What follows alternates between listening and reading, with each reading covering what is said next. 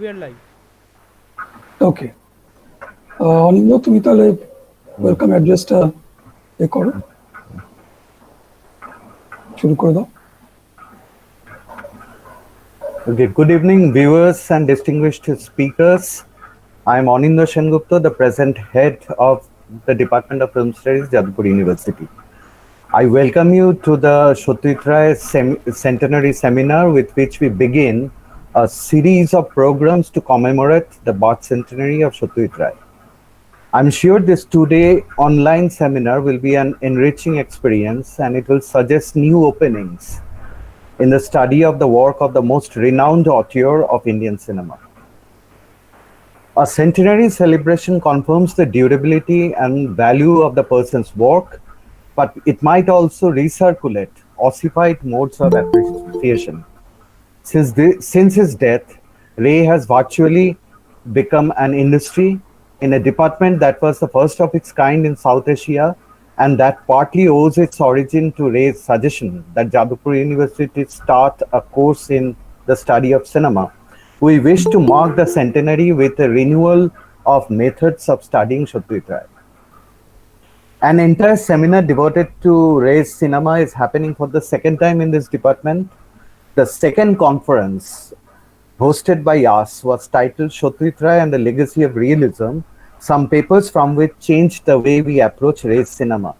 These papers can be read in the second issue of our departmental journal, the Journal of the Moving Image, and you can view it online at jmionline.org. Some of them were revised and anthologized in Opo and After, edited by Moinak Vishwas, the coordinator of this two-day online seminar. We hope these two evenings will also be impactful. I welcome you once again, and I now request Professor Moinak Vishwas to moderate the event. Thank you. Thank you, Orindo.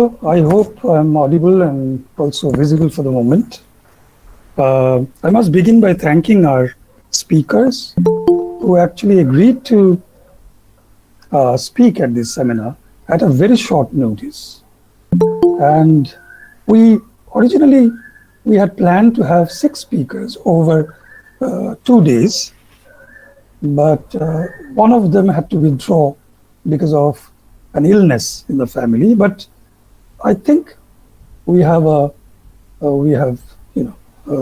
solid kind of lineup of speakers for these 2 days today, this time, and we also hope that you will join us tomorrow as well. Let me explain the structure, the format of the seminar, and then we'll go straight to the first presentation. The presentations will occur in the order that you found them in our poster.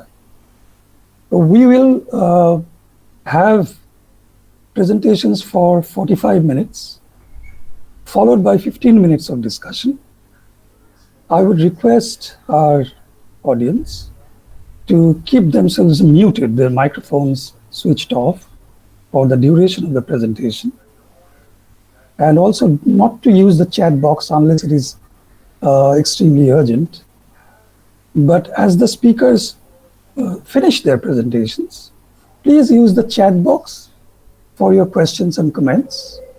We shall try to accommodate as many as we can within the given time.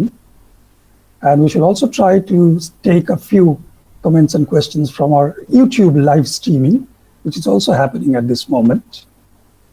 But as you know that we cannot go on for too long with online sessions. They kind of produce kind of fatigue after a point.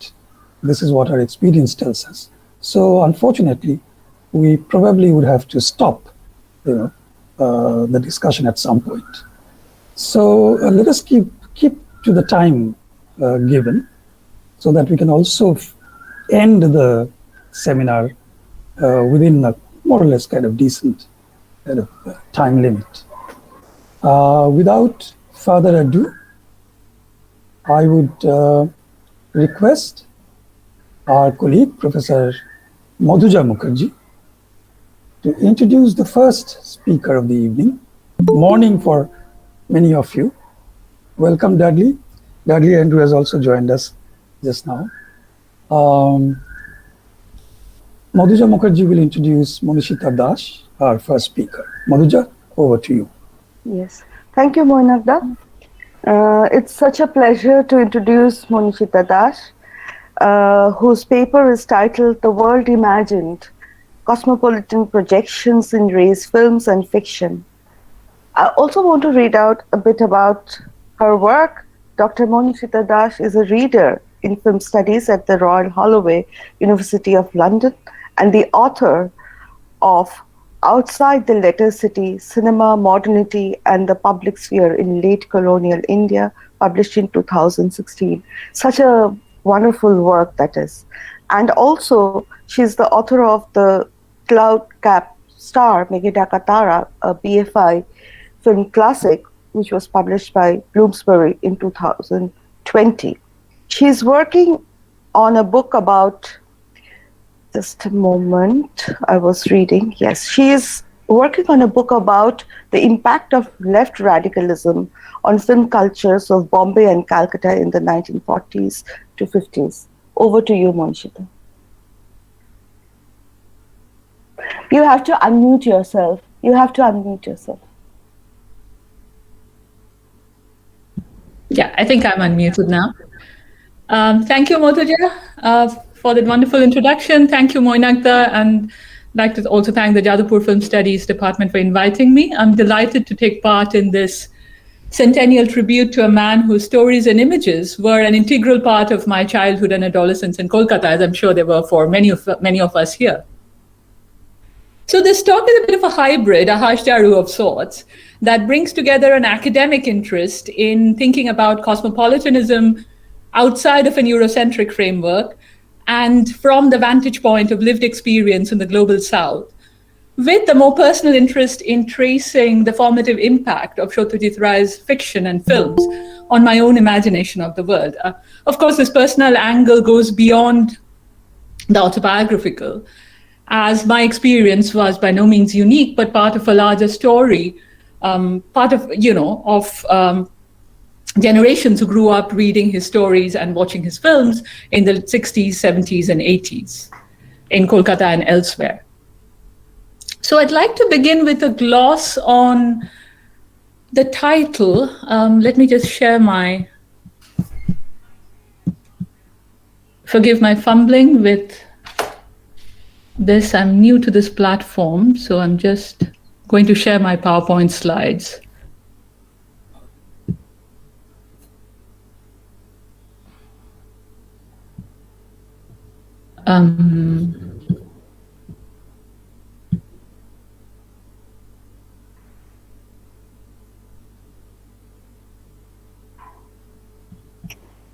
Okay.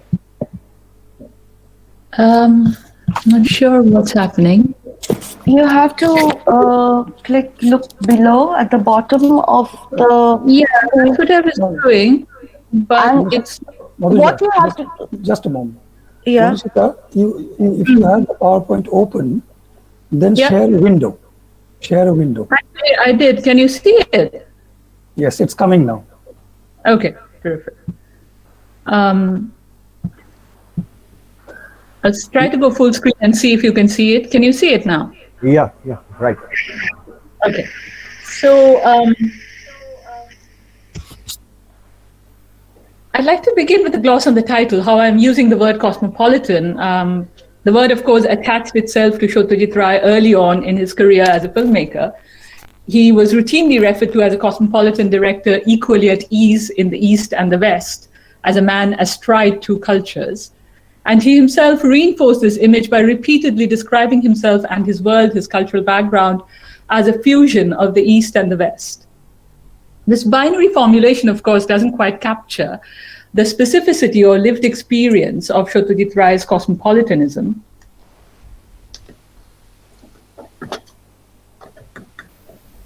Or its uniquely Bengali provenance. It was rooted in a very hybrid, but nonetheless distinctively Bengali cultural space centered in Calcutta, but not confined to it, marked by the intermingling of a Bengali liberal humanism, itself of hybrid formation, with the seductive pleasures of a globally circulating popular culture in the form of children's magazines, encyclopedias for children, adventure stories, Hollywood films, etc., and of course the cultural ferment of Calcutta in the 1930s and the 1940s. So my talk focuses on the imagination of the world, or a certain imagination of the world, some of the imaginative geographies that come out of this fusion of images, texts, and discourses. I want to talk about cosmopolitanism, not in terms of a cluster of characteristics pertaining to bilingual, bicultural fluency, or in terms of an ethical orientation, although these are, of course, important aspects.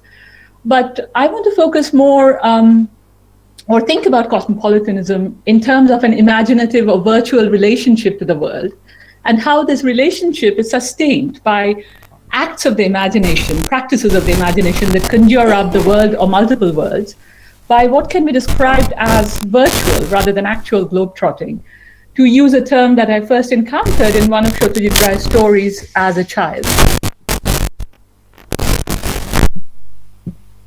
I want to now show a couple of clips from Aparajito, the second film of the Opu trilogy, that visualize this relationship quite wonderfully. And hopefully I can do that without more fumbling. Okay.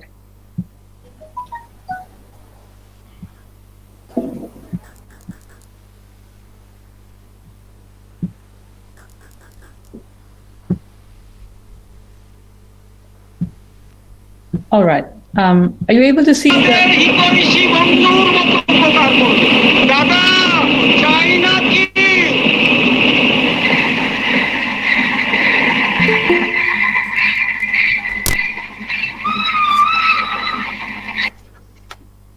Okay, I hope all of you were able to see that. Yes, Okay, great. we could see it. But Monishita, were you kind of trying to go through the slides, or did you stop on the first slide? I stopped the slides. Huh? Oh, I actually, no, I was on the first slide. I didn't go through the slides. Okay. So I will now share the slides again, which are open.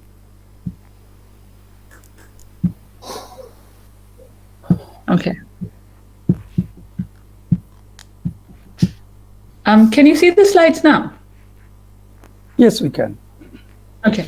So, what we just saw in this clip is, of course, a distillation or a visual summary of several evocative passages from Vibhutibhushan Bandyopadhyay's novels Pother Pachali and Aparajito, which acquaint us with the boy Opu's blooming romance with the world. What Vibhutibhushan calls Durer Pipasha, and this is just one example of these passages which follow Opu as he roams around Nishchindipur. I couldn't resist this is a luxury I don't get to enjoy often, using kind of Bengali quotes without translations on slides. I will, of course, translate bits of it, but wanted to put it up there for those of you who can read Bengali.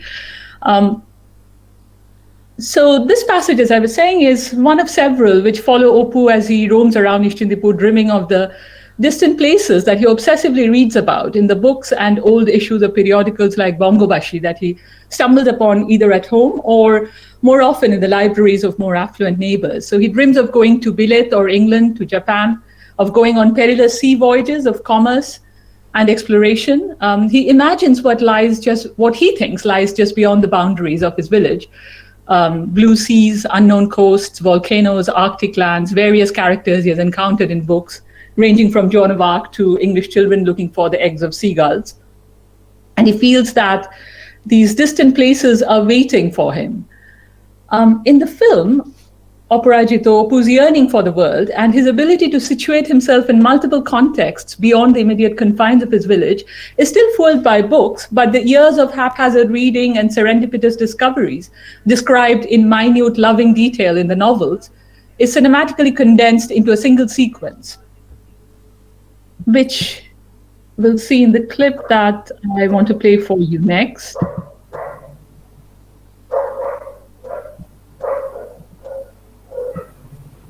Okay, let me...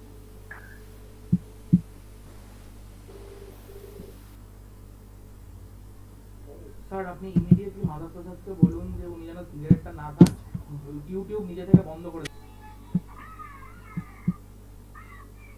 You wonder what exactly Opu was reading about Africa, or what Satyajit Ray was reading about Africa when he was a child, but more about that later. I want to just make a couple of points about what we just saw. First, about the headmaster, who is acutely aware of his marginal location in a remote corner of Bengal. But the sense of marginality is tempered by a quiet confidence that this is not a barrier to cultivating a cosmopolitan imagination. So marginality is seen not just as a limitation, but as an imaginative resource. Because you don't feel you're at the center of the universe, your desire for the world can actually be more intense and your curiosity keener. And you could see this attitude as an instance of what Shoykot Mojumdar, in a wonderful essay on Niroj C. Chaudhary, describes as provincial cosmopolitanism. And I'm quoting from the essay, not the experiential cosmopolitanism born of the privilege of travel, but the abstract cosmopolitanism acquired in the musty isolation of libraries on the outposts of empire. However, as we see in Opu's activities in the second half of the clip, this cosmopolitanism is more embodied, more experiential than abstract. The abstract knowledge dispensed by the books gets transformed in Opu's imagination, in the cartography of his imagination, where the green fields of rural Bengal blends into the wilds of Africa. Also, the other point I wanted to make is about the books that the headmaster hands to Opu, and the sequence more generally, how they remind me of a passage from Satyajit Ray's memoir of his childhood, Jokhon Choto Chilam, where he describes long afternoons spent on his own leafing through the 10 volumes of the Book of Knowledge, an encyclopedia for children, that did the rounds of the British Empire in the early decades of the 20th century, and the 4 volumes of The Romance of Great Lives that his mother had bought him. He also talks about his fondness for adventure stories and about having a subscription to the popular children's periodical Boy's Own Paper, which was published from England from 1879 to 1967, but was popular throughout the British Empire. And as you can imagine, as you can tell from the covers, this periodical was chock full of adventure tales, school stories, detective thrillers, and science fiction, played a role in shaping not just imperial imaginaries, but rather different colonial and post-colonial ones, as Satyajit Ray's, for instance. So we can see the overlaps between Opu's and Satyajit Ray's imaginative worlds, despite the gulf of cultural privilege that separates Opu, the son of a poor village priest, and Opu's creator, Vibhutibhushan Bandyopadhyay, from the son of Shukumar and Shuprabha Ray, and the grandson of Upendra Kishore Rai Chaudhary, whose multiple familial connections to members of Kolkata's cultural elite had prompted a mischievous classmate at school to ask him if it were indeed true that George V was his grandfather. So they both share, Satyajit Ray and Opu seem to share a certain imagination of the world, what Mario Siskind, writing about cosmopolitan desires in South American literature, calls a desire for the world. But also goes, I'd argue that this imagination goes beyond the desire for the world, the desire to participate in a distant world as a fantasy and imaginary discursive space, but also it also involves an ability to imaginatively locate themselves in that world. And I don't want to go into this in detail now, but just wanted to mention that I see a similar imagination at work in the discourse of cinephilia that Satyajit Ray participates in, and that he shapes in the 1940s and the early 1950s, that Rochana writes about very evocatively in her work. So this discourse imagines a world republic of images and is fueled by a desire to participate in it, to take part in it from a place of rootedness.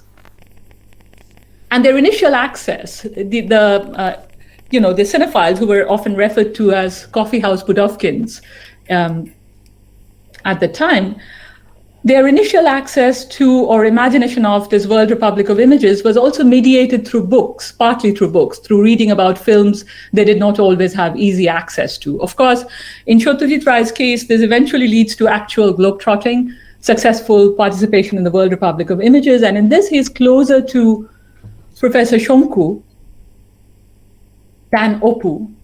Despite the physical dissimilarities, I was really struck by the similarity of posture between this image of Professor Shonku drawn by Satyajit Ray on the cover of Professor Shonkur Kando Karkhana and this photograph of Satyajit Ray.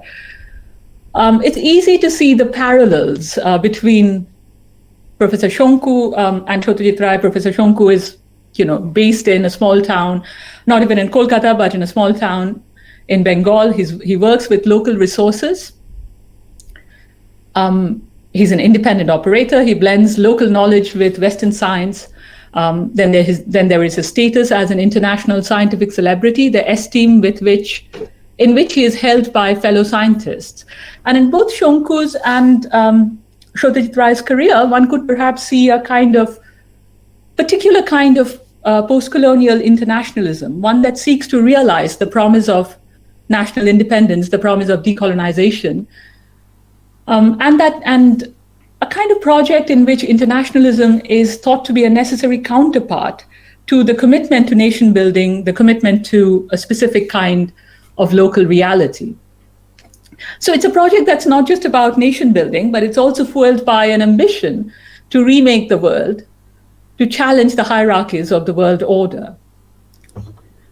Now, in Satyajit Ray's fiction, there are other more provincial doubles, projections of this kind of cosmopolitan imagination, and I want to just mention two of them. Bonku Babu in Bonku Babu's Bondhu, who is a mild-mannered man who teaches geography in a primary school in a small village. He hasn't even seen much of Bengal, forget about the world. And yet he's able to spin wondrous tales about Africa, about the discovery of the North Pole, about Brazil, about the forests of Brazil, about the lost continent of Atlantis to his friends. And eventually he meets an alien whom we see in this image, again drawn by Satyajit Ray on this slide. And the alien offers him a chance to see the world that he has so far only seen in his imagination.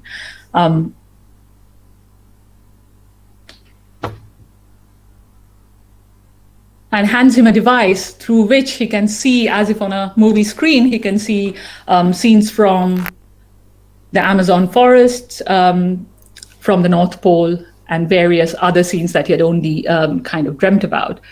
And then there's, of course, Nokur Babu, who is a recurring character in the Professor Shonku stories, who lives in this remote village near Giridih, where Professor Shonku lives, and who acquires marvelous extrasensory powers of perception and clairvoyance after being struck by lightning.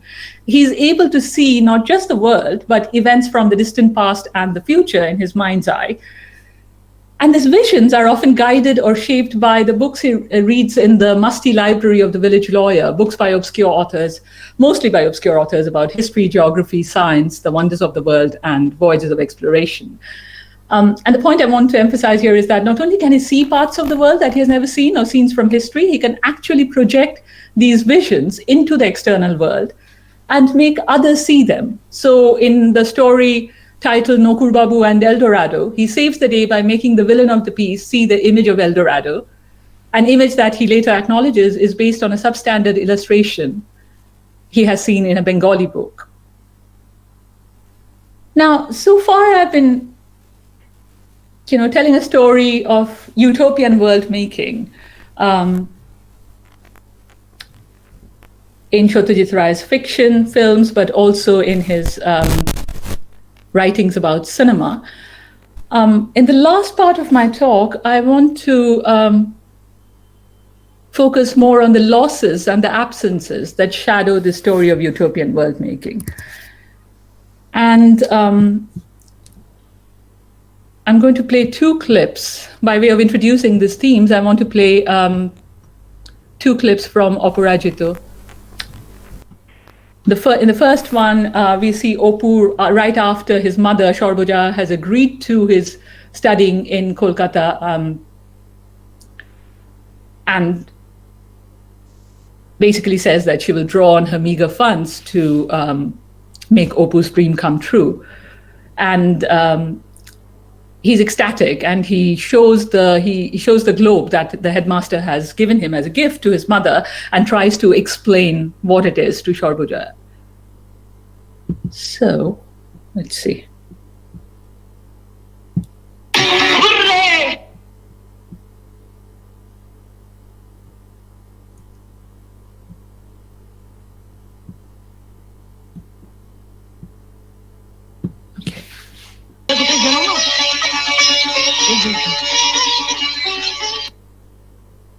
And I'm going to play this fourth clip right now, and then talk about them. And this is Opu setting off for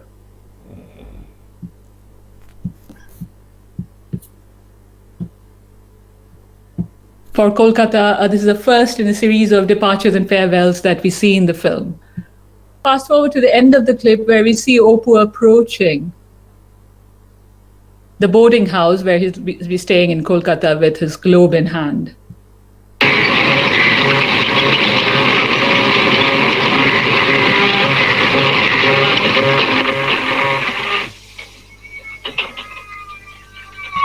I'm going to stop here in the interest of time.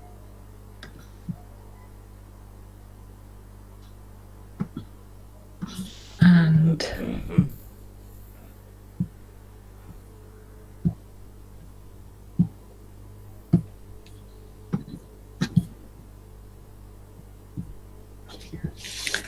now,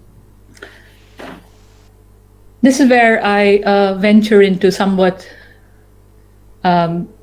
emotionally perilous personal territory. Not just an academic terrain. When I first saw Aparajito as a young girl, barely into my teens, I think, whose wanderlust desire for the world was encouraged and nurtured by the grown-ups in my life, I focused more on Opu's excitement and ownership of the world, the way in which he says, Amade Prithivi, our world, when he points to the globe and tries to explain what it is to Shorbujaya. Many girls of my generation, and I would assume of a generation, of earlier generations as well, from similar circles as adored and much indulged girl children in left liberal families who were encouraged from early on to imagine the world as a place that they too could explore, grew up identifying more with Opu than with any of the female characters in the film. But as I grew older, I started noticing, as I grew older and I rewatched the film, time and again, I started noticing Shorbujaya is looking at Opu while Opu is looking at the globe, and how the globe literally comes between them, and how the world that he describes as our world, Amade Prithivi, is not a world that he shares with his mother. His journey into this world is enabled by his mother, by her emotional support, by her meager earnings, but inevitably involves leaving her and her world behind. The film's evocation of the inevitability and the sadness underlying this divergence of worlds has come to haunt me and many others like me as we have grown older, and it makes this film a particularly wrenching watch these days, especially as the parallels between our journeys and Opu's journey become visible, not just in terms of a story of adventure and exploration, but as a trajectory of loss and unmooring. It's not only Shorbujaya who experiences loss in the film, but also Opu, whose journey to new worlds is haunted by the worlds he loses, or the worlds that he has to lose in the process of undertaking this journey.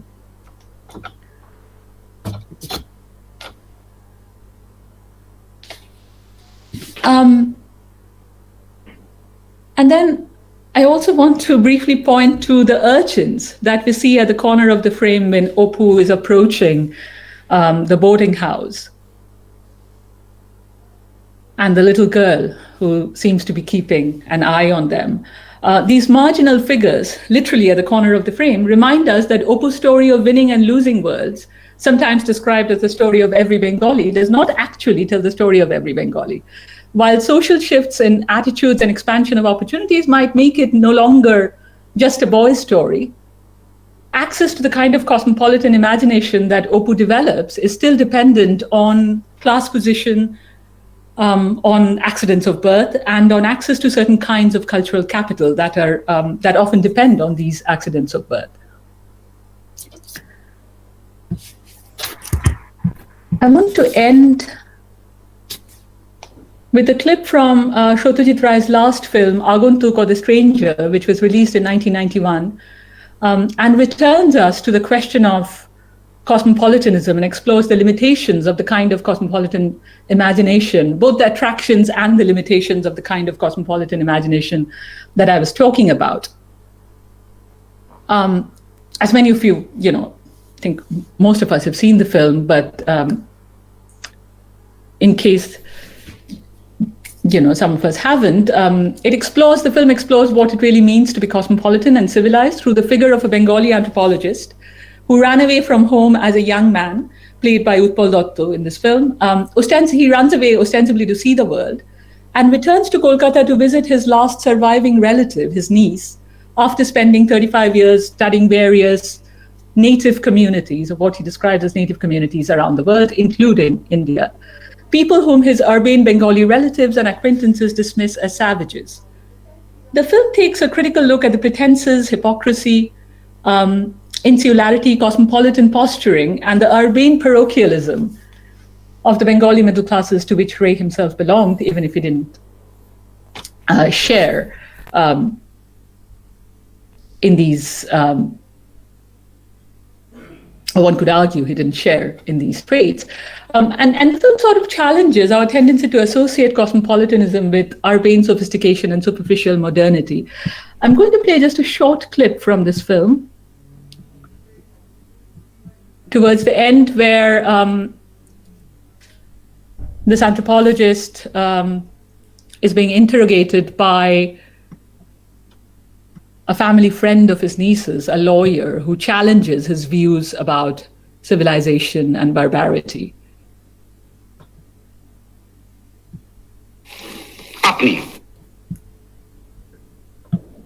Okay, let me...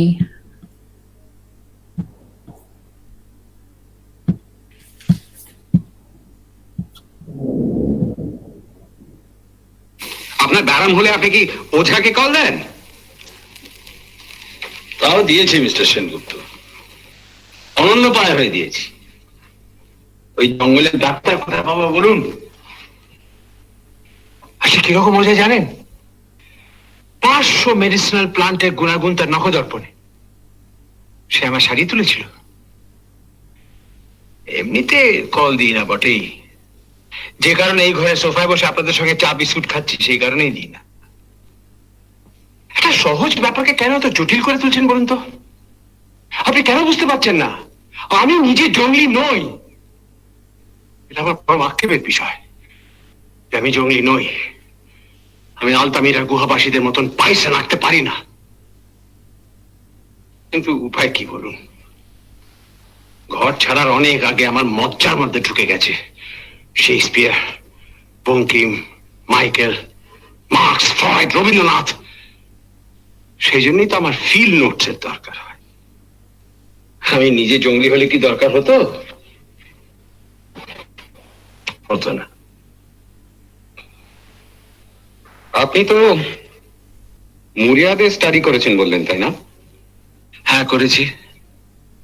তাদের ঘটুলে যা ঘটে, তরুণ তরুণীর মধ্যে অবাধ যৌন সম্পর্ক, sorry বৌদি, সেই সম্বন্ধে আপনার ফিল নোটস কি বলে? সেটা চূড়ান্ত প্রমিসকিউইটি নয়? সেটাকে আপনি সভ্য বলবেন না?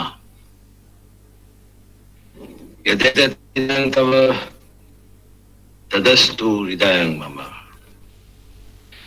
যদিদং হৃদয়ং মম তদস্তু হৃদয়ং তব। হোলি ওয়েডলক, এইটা হচ্ছে সভ্য। একটু আগে তো আপনি নিজেকে সর্বভূক বললেন। আপনি মানুষের মাংস খেয়েছেন? হ্যাঁ, সেই সৌভাগ্য আমার হয়নি। সৌভাগ্য? শুনেছি নর মাংস সুস্বাদু, কিন্তু আমি খাইনি। ওই সর্বভূক বলাটা মিথ্যে বলা হয়ে গেছে মা, অপরাধ নিও না। তো এই ক্যানিবালিজমকে আপনি সভ্যতার কোন স্তরে ফেলবেন? সভ্য? সভ্য কোথায়? বর্বর, বাবেক। সভ্যকে জানেন? সভ্য হচ্ছে সেই মানুষ যে আমাদের একটি চাপে, একটি বোতাম টিপে, একটি ব্রহ্মাস্ত্র নিক্ষেপ করে সমস্ত অধিবাসী সমেত একটা গোটা শহরকে নিশ্চিহ্ন করে দিতে পারে। আর সভ্যকারা জানেন? যারা এই অস্ত্র প্রয়োগের সিদ্ধান্ত নিতে পারে without turning a hair.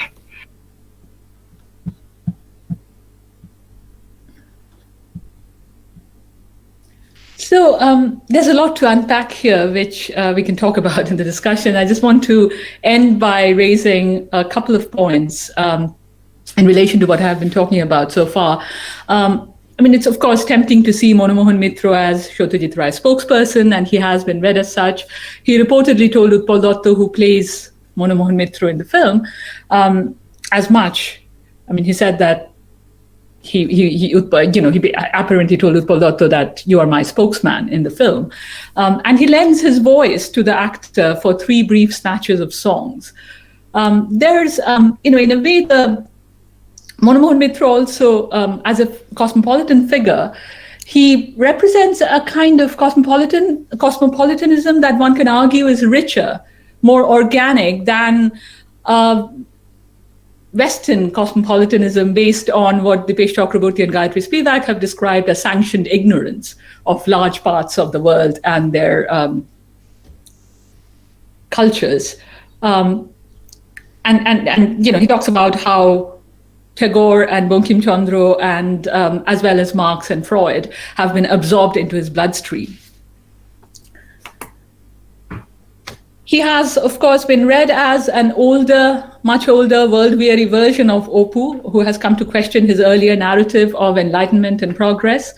And there is an air of melancholia about him that speaks to, that visually speaks to a loss of belief or liberal certainties that might have shaped the Opu trilogy. The film is, of course, not without its moments of hope. Monomohan Mitra strikes up an easy rapport with his grandnephew, who is about 9 or 10, and his friends, and he tells them stories that instill in them a genuine curiosity about the world. And you can see traces of the young Opu in Shatuki, Monomohan's grandnephew, and his friends, but also perhaps in Monomohan's insistence on keeping the windows of one's mind open, which brings to mind another much-loved recurring figure in Satyajit Ray's fiction, Shidhu Jatha, who talks in Shonakella about keeping the windows of the mind open, Mone Janla Khola Rakho. In fact,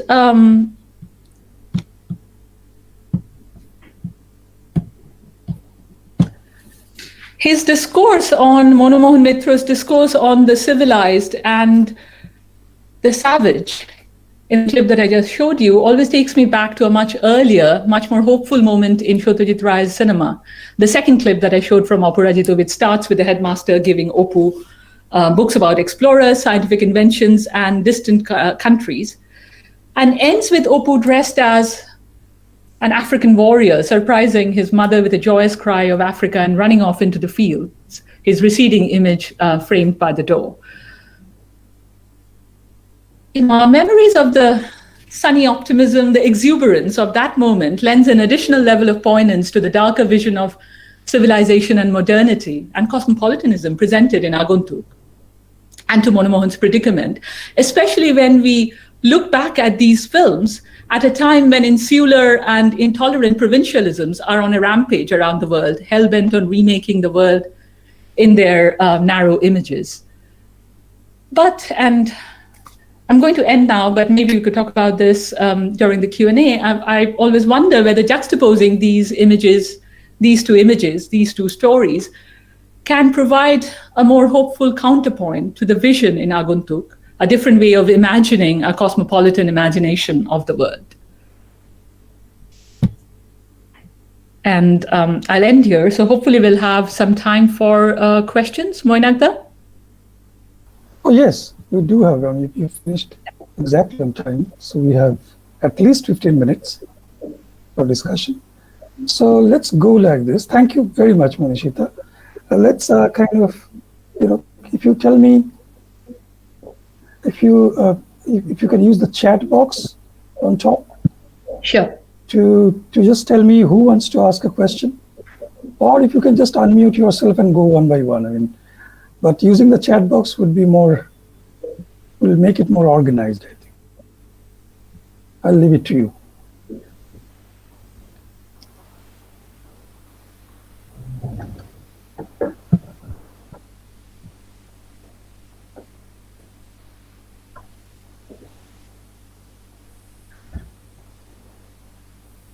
It's a weird experience because giving a talk on a virtual platform, because when I was either sharing the clips or the slides, I couldn't see anyone. I know. So it was a bit of an odd,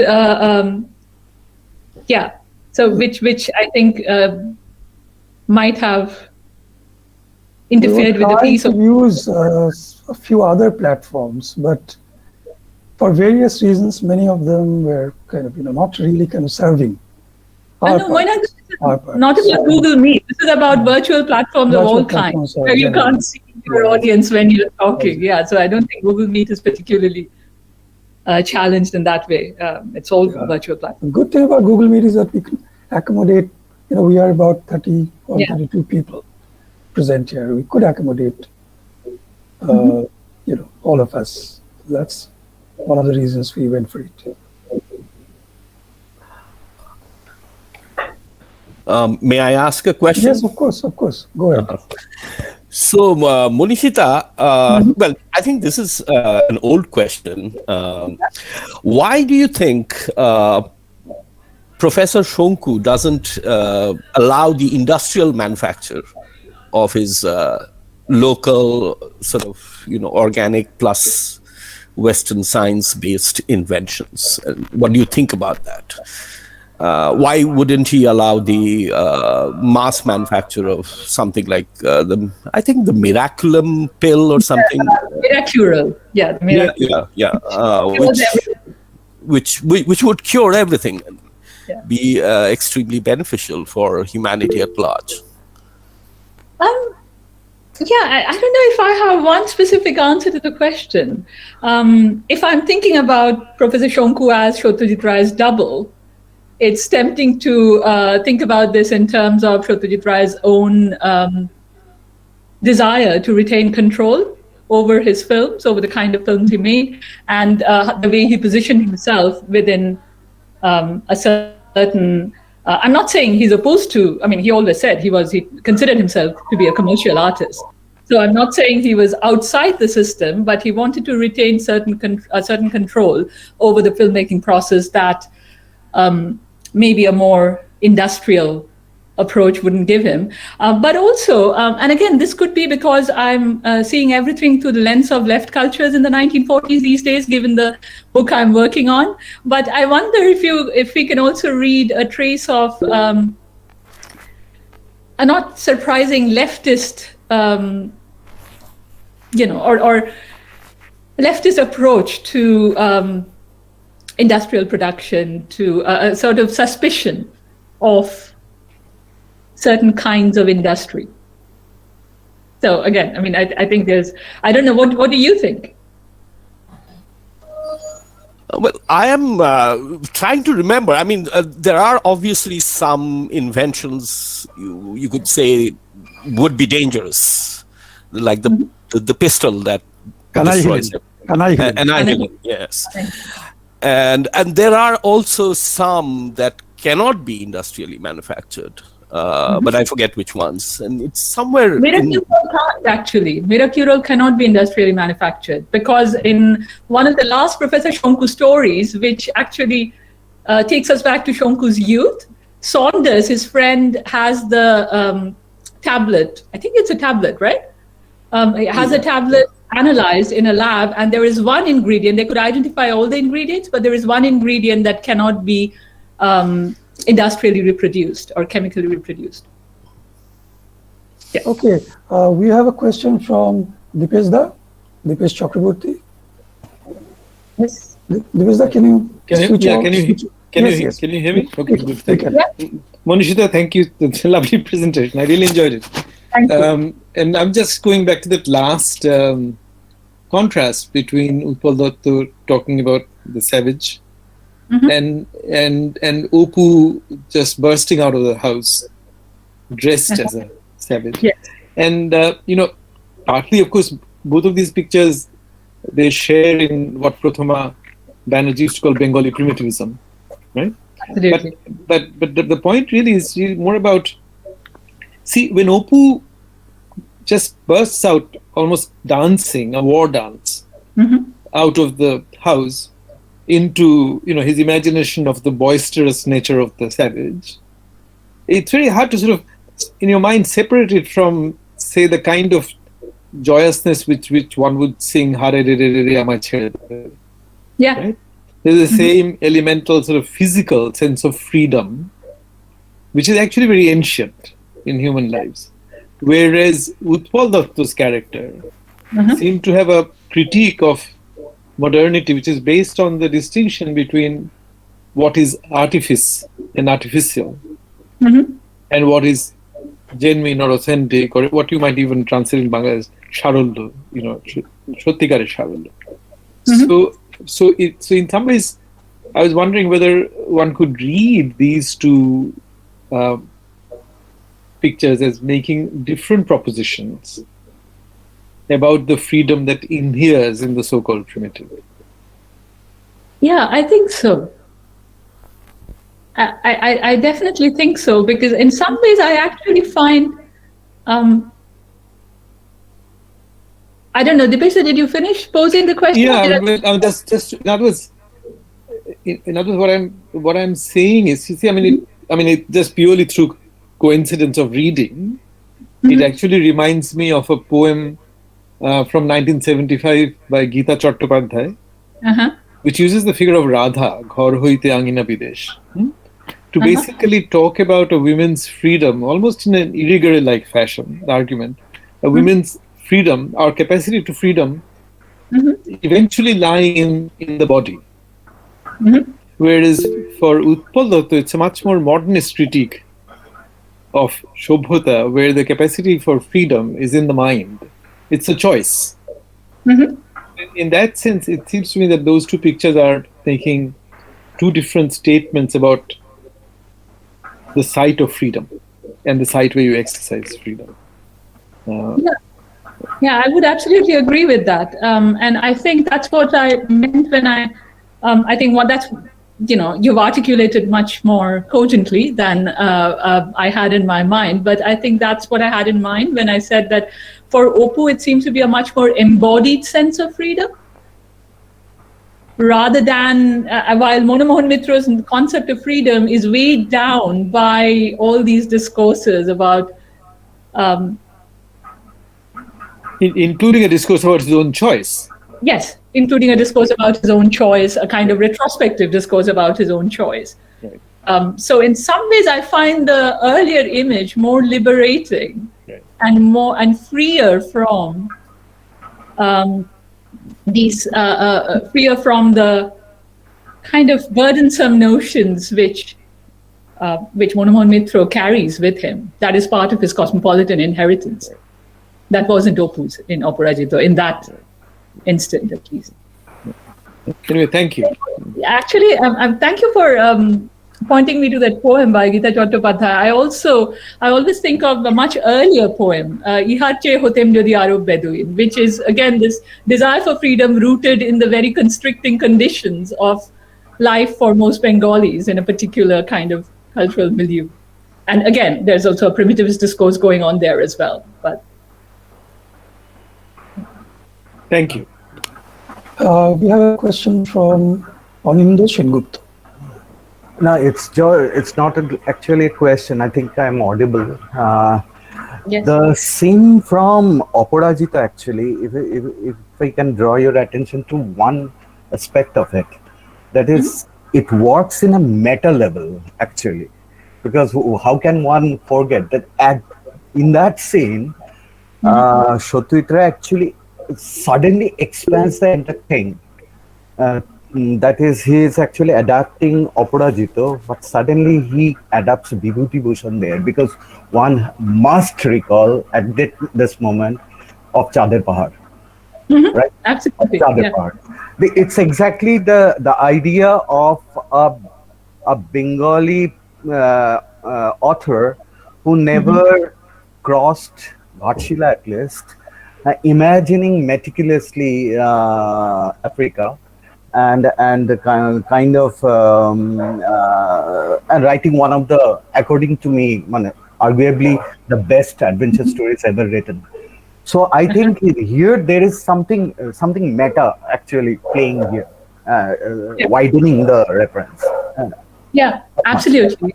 Absolutely. That was one of the bits I cut out. I mean, I always have a fear of going over my time limit, assigned allotted time slots. So that's one of the bits I cut out because there were those, for again, Chadir Pahar is another of those books that are part of our cultural imaginaries, right?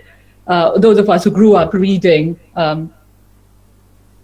Bengali books in our childhood and adolescence. So there is the meta levels are hard to avoid. But I'm actually curious as to, I don't know whether Satyajit Ray himself read Chadir Pahar when he was a child. He of course did the illustration, so he read them when he was an adult. And I find it quite sad that I couldn't at least find any interviews where where someone asked Satyajit Ray detailed questions about his childhood reading. I mean, there are throwaway lines here and there in his memoirs and in the interviews, but I wish we had a fuller account of what he read and when he read. He himself says he didn't read that many. I mean, he read more English books than Bengali books when he was a child, even though he was, of course, fascinated by the Puranas and the Puranic myths and all that. And so that's kind of another thing that I keep wondering about what kinds of imaginations Vibhuti Bhushan's Chadir Pahar, the boys on paper stories, what other sources kind of come together in that wonderfully evocative scene. Trinaankur Banerjee has a question. Hi, Dr. Das, thank you for the talk. I thought I would ask one question, but I'll end up asking two questions. So the first question is, this kind of discourse of cosmopolitanism inevitably for our times brings the question of coloniality and a critique of coloniality. And I mean, Aguntuk is a clear example of that, but can we sense a discourse of coloniality developing already in Opu trilogy for you? Is there a discourse of, because that's there in Porosh Pathor, for example, where he becomes from this petty bourgeois, becomes this bourgeois character. So there is a discourse of coloniality there, but is there a sensible discourse of coloniality in Opu trilogy? That's one. The other question is that can we read that sequence that you showed of Opu running around dressed in the African indigenous repertoire? Can we read that as a creative mimesis and not maybe primitivism of any kind? That because in Pather Panchali there are long sequences where Opu is indulging in these kinds of creative mimesis, where he's reading often things from Ramayana, Mahabharata, and then playing them out. So yeah. If I can take your second question first, I would like to. I see them as kind of a depiction of this process of creative mimesis that draws on Vibhuti Bhushan's novels, of course, where you see Opu enacting. I mean, he's not just, and again, it's not, it would be hard to confine it within the framework of a primitivist discourse. He's thinking about historical characters, he's thinking about fictional characters, he's thinking about Rajputana, which for him is as foreign as anywhere in the West. And he's sort of role-playing, right? And that is how, and I think that's what I meant by this embodied imagination. It's not for him, it's not an abstract process for him. He kind of incorporates the world into his mental universe through this creative play. So thank you for bringing that up, because again, it's one of those points that I didn't really get to expand on, but yeah, absolutely would read it in that way. About your first question, if you could tell me a bit more about what you have in mind when you say a discourse of coloniality. Yeah, I mean, later on, Satyajit Ray is full on going against coloniality. It's there in Kapurush, it's there in like Poroshpathar. But is there a discourse of coloniality in the way Opu is entering Calcutta and then shaping himself? So is there that's there, like I said, in also in Opu Shamshar, where he becomes this recluse, and he understands his caste position, he understands his class position, and he rejects there is this renouncing that's going on. But is there that starting? Do you feel that starting already somewhat in Oporajito, that kind of renunciation as such?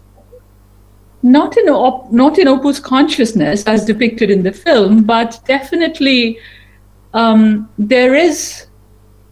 If by discourse of coloniality we mean a critique of coloniality and the kind of imaginative conditions, the kind of stories it traps us within, I see that they're very much in Oporajito, developing through the focus on Shorbojoya and her experiences. You can argue that this film is as much about Shorbojoya as it is about Opu. In fact, that's what I keep, when I think about the film now, those are the images. Shorbojoya waiting by the door, Shorbojoya waiting for Opu, Shorbojoya sending Opu off into the world, which, knowing fully well that this is not a journey she can accompany him on. I think there is a very sort of effective critique of coloniality there, developing there, not just developing, I think it's very much there. But it's not something I picked up on the first time when I saw the film when I was 13. It took me years and certain kinds of experiences to emotionally grasp them. Thank you so much. Thank you very much, Monishita. We could have gone on, but I think it's time for the second presentation, and I would request my colleague Shubhajit Chatterjee to introduce our next speaker, Anushtub Basu. Am I audible and visible? Yes, you are. Okay. You're audible and visible. Yes. Thank you. So it's my pleasure to invite Dr. Anushtub Basu, our next speaker. He is Associate Professor in English Media and Cinema Studies and Criticism at University of Illinois, Havana-Champaign. And he's the author of two important books, Hindutva as Political Monotheism and Bollywood in the Age of New Media, the Geo-Televisual Aesthetic. And he's also the co-author of volumes, two book volumes, Intermedia in South Asia and Figurations in Indian Film. His essays on film, media, culture, philosophy, and politics have appeared in various anthologies and journals, such as Boundary 2, Postscript, South Asian History and Culture, and Critical and Quarterly, among others. He is also, interestingly, a film producer who has made the Bengali feature film, produced Herbert in 2005, which won the Indian National Award for the Best Regional Film. He has been working as a screenwriter for film and television. Recently, he has co-written the upcoming Hindi feature film Nazar Band. This is 2020. I did not know about this, which is also the official entry at Busan International Film Festival. He is currently working on a book entitled Nehruian Cinema, Bombay and Bengal, 1955 to 1962. So I welcome Anushtub to present his paper, which is titled Realism, Allegory and an Inscrutable Woman in Ray's Kanchenjunga. Hello. Am I audible? Yes, you are. Okay, yeah.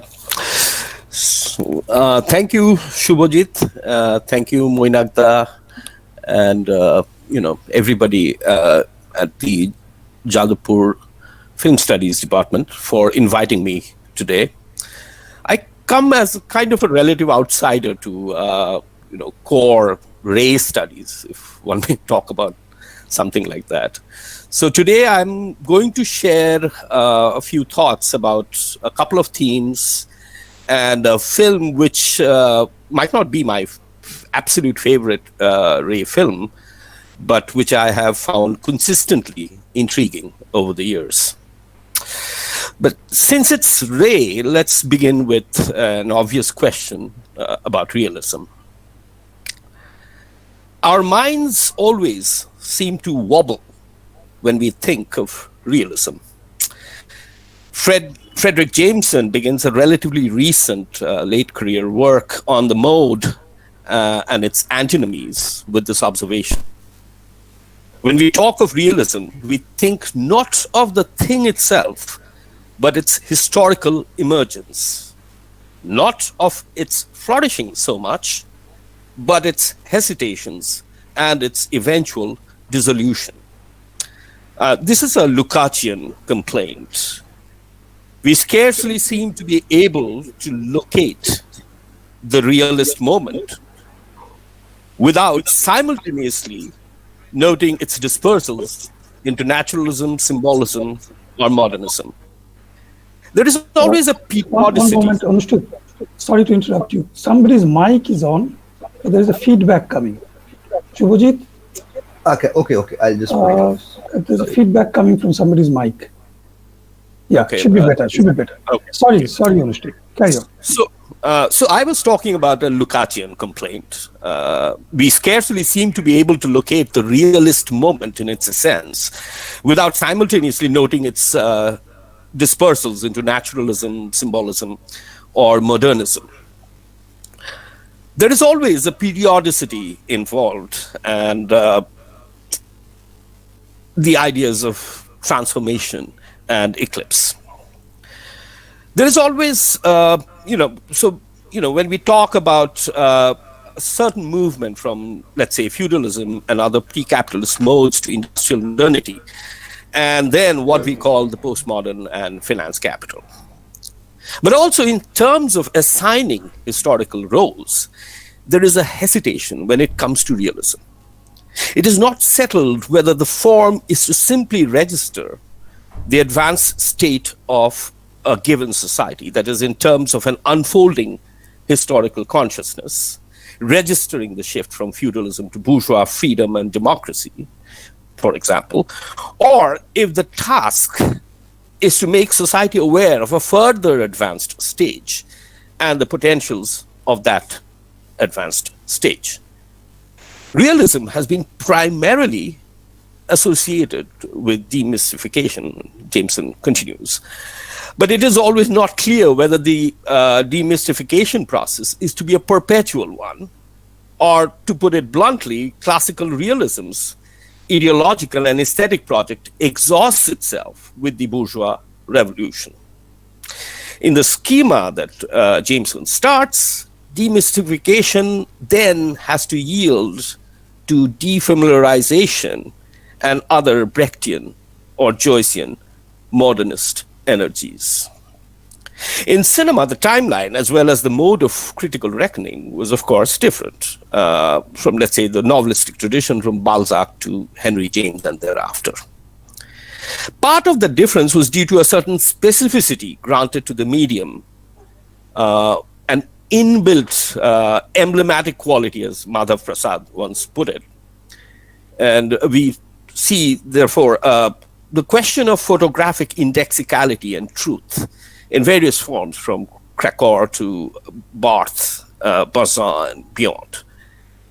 Cinema, well, analog cinema, as we should say today, was thus, by its very nature, organically committed to an emblematic registering of reality, unless corrupted by human artifice. In what came to be broadly identified as realist cinema, the primary true alchemy between celluloid, nature, and light had to be marshaled into truthful narration, governed by what we now know as the usual signatures of realism: a behavioralist sociology of the modern, punctual rationalization of space and time, the stabilization of perspective, the vanishing point and subjective point of view, directionality of movement, cause and effect storytelling, etc. But the arrival of true Bazinian realism in cinema took its time, and it was not a linear process. And this is something Ray writes about quite at length. And he talks about two dimensions of this evolution. And the first of these could be called the technical one. the panchromatic stock and faster film emulsion, a wide range of lenses, variable intensity lights, lightweight cameras, the adoption of the zoom, which was earlier used for newsreels and sports coverage, and a general reduction in the costs of cinematic experimentation. The second dimension that Ray talks about was the question of ethical and artistic maturity after the arrival of sound and then color. So roughly, this is how the story goes. Sound arrives in a cinematic world already enriched by Chaplin, Eisenstein, Lang, Munro, or Flaherty. Now, the reason this is a non-linear story, because Tom Gunning, for instance, charts a movement in reverse from modernism to realism that had already happened in D.W. Griffith. Anyway, back to Ray's story. Sound arrives, and the powerful Hollywood culture industry floods the talkie world with its commercial operations and obscures art for quite some time. Ray says that as a result, it takes the artistic in cinema almost 3 decades to recover.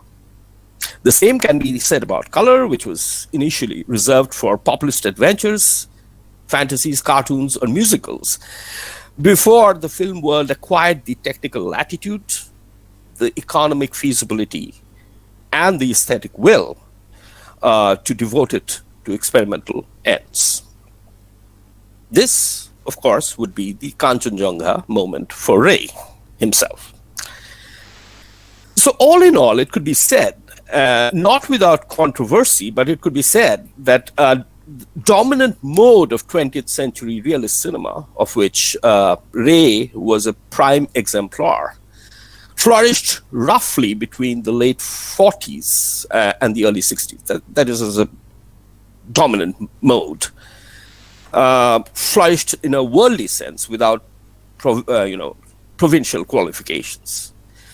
Flourished almost as a Kantian imperative of reconstruction, development, and introspection after the war, after Hiroshima, after the gas chambers, and after decolonization. This would be under the auspices of what David Bordwell called the international film ideology of humanism. And, Priya Jayakumar in her recent book covers that brilliantly.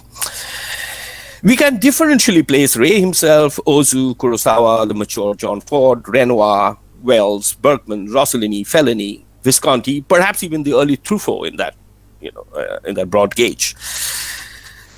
This realism flourished before it was challenged by more youthful and angry cinema of the 60s.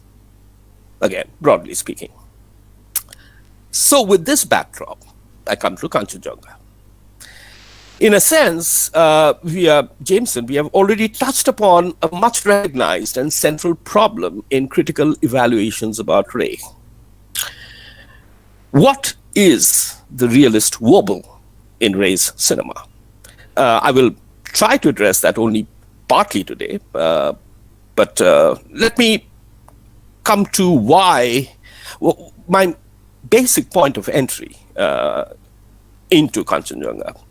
It can be described as a first in Ray's volume of work in quite a few ways. Ray's first color film, his first film based on his own story, one that, in his opinion, could have been only a screenplay and not a novel, a short story, or a drama, or anything else. But I'm more interested today in looking at Kanchenjunga as Ray's first film set in the present, that is resolutely in the present. Time indicators in the film apart, Mary Seaton's field notes, as a matter of fact, claim that events in the film can be imagined to have taken place in the course of one October afternoon in 1961, perhaps even on the 27th, when shooting had commenced. This becomes interesting not just because of Ray's much discussed problems about dealing with contemporary subjects, or, for example, if we consider the quaint proposition that even a contemporary film like Mahanagar is actually a period piece, in a sense, set roughly a decade prior to its making. The question of temporal distancing becomes important if we take a wide-angle view of what can be called classical realism itself in literature. So let me momentarily return to Jameson. Balzac sets many of La Comédie Humaine in the period after the Bourbon restoration in 1814 and before the inauguration of the July monarchy in 1830. Zola sets most of his works in the Les Rougon Marquis cycle a bit away from his own time in the, in what can be called the putrid corruption of the Second Empire. So for Jameson, this insight affirms, once again, a Lukácsian suspicion that the realist novel was already, in a sense, the historical novel. Historical realism needs an active historicity of the everyday, a landscape of destruction, reconstruction, ruins, and scaffolds in order to flourish. It needs adultery and disenchantment, but amidst great social transformations and the slaughter of innocence. So in this classic novelistic realist tradition of Europe, one that charts the modern shift away from a feudal past, the question of time and the present becomes crucially important. It represents the insurgence of a bourgeois present against all other temporalities. But now, if we bring this question of modernity and novelistic form out of that, Western European chronotope, kind of a provincial origin place, and transport it to other scenarios of devastation and reconstruction, as it has been, let's say to Steinbeck's America of the Dust Bowl, to post-war Japan or Italy, or as in the case of Ray, to Bengal after Great Famine and partition. A crucial question of narrating the present would persist. That is, if we consider a classic realism, qua realism, if that thing even exists, as an idealized bourgeois form that seeks to subsume the world itself into the taxonomic and cataloging gaze of a sovereign subject, one that seeks to induct everything into a singular narrative of being and becoming. Now, that template of realism, again, if it at all exists in a pure form, according to Jameson, quote, requires a conviction as to the massive weight and persistence of the present as such, and an aesthetic need to avoid recognition of deep structures of social change as such, and of the deeper currents and contradictory tendencies within the social order, unquote. This is necessary to preserve the building blocks of narrative realism. There can be no other ontology of the present other than a bourgeois ontology of the present. If the present is unrestful and does not conform to that idea, if it retains an active historicity even after overcoming feudalism, the present would remain sensuous, incomplete, and schizophrenic. Perhaps it is in the nature of humans that there should be unhappy families along with happy ones. But what active historicity can narrative histories of families and civil societies command when the grounds of happiness are already settled? So this could be a sort of map, not an exhaustive or an exclusive one, of the historical wobble of realism. That once it hits the bourgeois present, there are two broad directions it can take. One, it can be infused by modernist energies of various kinds. Now, if we come to the history of cinema, prior to Ray, we could think of Soviet montage, surrealism, naturalism, or expressionism, etc. Two, within the auspices of a global culture industry led by Hollywood, the realist impulse could instead formalize itself into an analytic continuity mode of melodrama, dealing with the internal problems of a status quoist and insulated bourgeois domesticity. Conversely, from the Brechtian revolutionary perspective, it's the reality of this realism that needs to be exposed as epiphenomenal. The bourgeois present has to be absolved of its massive weight and understood as merely a transitory moment in history. So from this makeshift vantage point, I've admittedly cut a pretty long story short here, we can reckon with some of the familiar questions, that have been asked about race cinema. For the moment, let's satisfy ourselves with two. Is he at his best only when he's speaking of the past, about a feudal Bengaliana and its modern anticipation? That is in films like Jalsaghar, Charulata, or Devi. Two, when his realist landscapes, with their naturalistic and lyrical energies, assemble with the paraphernalia of the industrial modern, does Ray, let us say unwittingly, become a presentist and even romantic apologist of the passive Nehruvian revolution of 1950? Three, as he goes deeper into the 60s, is Ray at a loss when it comes to addressing political turbulence and the kinesis of his times? And of course, these are not my questions, and we know the history of their articulation. Work of Geeta Kapoor, Ashish Rajadhaksha, in Journal of Arts and Ideas in the late 80s and early 90s. And conversely, in recent times, we also know about how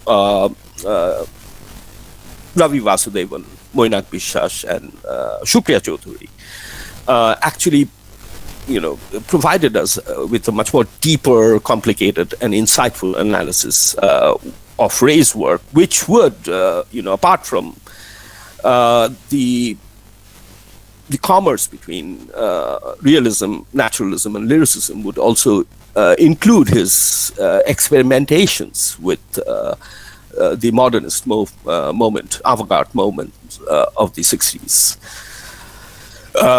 In other words, in Vasudevan's work, this is a kind of a persistent double take on modernism that that characterizes Ray's work. But that's a different story. I would like to stay at 1962. So this is what I want to do with Kanchenjunga. So I'm going to talk about realism, but also of obviously a spectrum of energetic negotiations, and with a spectrum of impulses. But I am going to talk about a certain anthropological framework of middle-class Bengaliana. That is, if we assume that realism and its mode of perception, its mode of instituting a subject and a perspective, sort of automatically, when transplanted to the global South, comes with an anthropological imperative, almost an imperative of the modern. The question is, how is that instituted as well as demolished or imploded in Ray's cinema, which I think happens very frequently. But here we are talking about a kind of modernizing framework that if we sort of transposed from Foucault, that the Bengali set up for itself in the course of the 19th century, and announced the Bengali itself to be the prime object of that anthropological study. Central to that frame, that anthropological frame, is the idea of companionate marriage, and obviously Ray visits this theme in many films. And the figure of the modern Bengali woman, the confluence of Bankim's Prachina and Nobina, as prime civilizational artwork. When the woman's face becomes inscrutable the entire framework begins to wobble and crack. Secondly, I want to explore the allegorical dimensions of Kanchenjunga. So this is in a sort of a Benjaminian sense, if you will, keeping Dr. Campbell's Darjeeling in mind, which is mentioned in the film. Dr. Campbell was the figure, the British official who sort of created, apparently, the hill station of Darjeeling from a sleepy Lepcha village in the mountains. So keeping Dr. Campbell's Darjeeling in mind, the mountain in mind, and the phantom presence of that small Lepcha village, and the figurations that this particular assemblage throws up in the film, the silent Bhutia, Nepali, and Lepcha women who keep going in and out of the frames, the beggar who begs in a sing-song English, 3 sentences of sing-song English, etc. So we are talking about history in the Benjaminian sense, passing into the setting. We are talking about a spatialization of the temporal, a landscape of contending historical diagrams, as perhaps Deleuze would put it, the tension between the determined milieu of colonial Darjeeling and the originary world of the Lepcha village conquered by the rationality of Dr. Campbell. But not just that, also, along with that, the landscape, that is, the inscrutable face of the woman in relation to that spread. The face as a landscape. Inscrutability is that which is beyond what Jameson calls named emotion, that is, as opposed to affect. The assemblage between the elemental landscape outside the city and the face of the woman inside the city. And this relationship is actually announced between nature, let's say, at large, and the mood or the feelings or the interiority of the woman is announced pretty early in Kanchenjunga, when they are brought under the common theme of weather forecast. So reading Monisha's mind, the heroine's mind, becomes a matter of weather forecasting, as is the question whether there will be fog and whether they will be able to see Kanchenjunga later in the afternoon. But we see this assemblage in other films as well. The sunglass-wearing inscrutable Koruna and the hills and forests in Kapurush, which would have a milieu, which is Darjeeling, which is the hills minus Darjeeling. And then in a triangulated form in Aranya Din Ratri, Aparna, Joya, and Dhuli in the forest or off the forest. So photographed in about 26 days in Darjeeling, reportedly on a 1:3 ratio, Kanchenjunga was in many ways a guerrilla operation. Actors were apparently told to memorize their parts so that they could, quickly come and shoot in synchrony with the constantly changing weather and atmospherics of the hill station and the mountain. And of course, hill station and the mountain being two very important characters in the film. Nature was patiently waited upon, but also cajoled into participation. This included arranging for dry leaves to fall with strategic precision and timing in key dramatic scenes, or using smoke from concealed mud ovens to complement the mist of the mountains. This is an insight from my mother, who was actually growing up in Darjeeling when the film was shot. The film, as most of us know, depicts the final afternoon of a 17-day-long vacation spent by a wealthy Calcutta family in the hill station. The family is headed by the patriarch Indranath Chaudhary, who's almost a classic stereotype of the colonial aristocrat comprador. Declared Rai Bahadur by former colonial masters, Indranath, even 15 years after independence, continues to wear the title like a badge of honor. He's the chairman of 5 companies who waxes nostalgic about the Raj from time to time, and cherishes exchanging pleasantries with the few Englishmen that are left in Darjeeling. And he is accompanied by his extended family, his quiet, contemplative wife, Labonno, who is consumed by a strange unhappiness and anxiety, and also is evidently not very well, health-wise.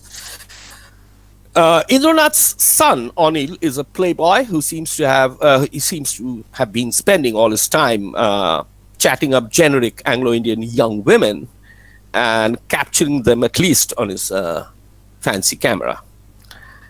Monisha, the younger daughter of the family, is 19 and is studying English in Presidency College. The elder daughter, Anima, and her husband, who have severe problems with their marriage. They have a little daughter called Tuklu.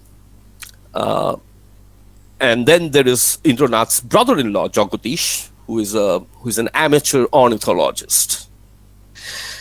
This particular afternoon is crucial for Indranath because he's eager to finalize what he calls quite an acquisition.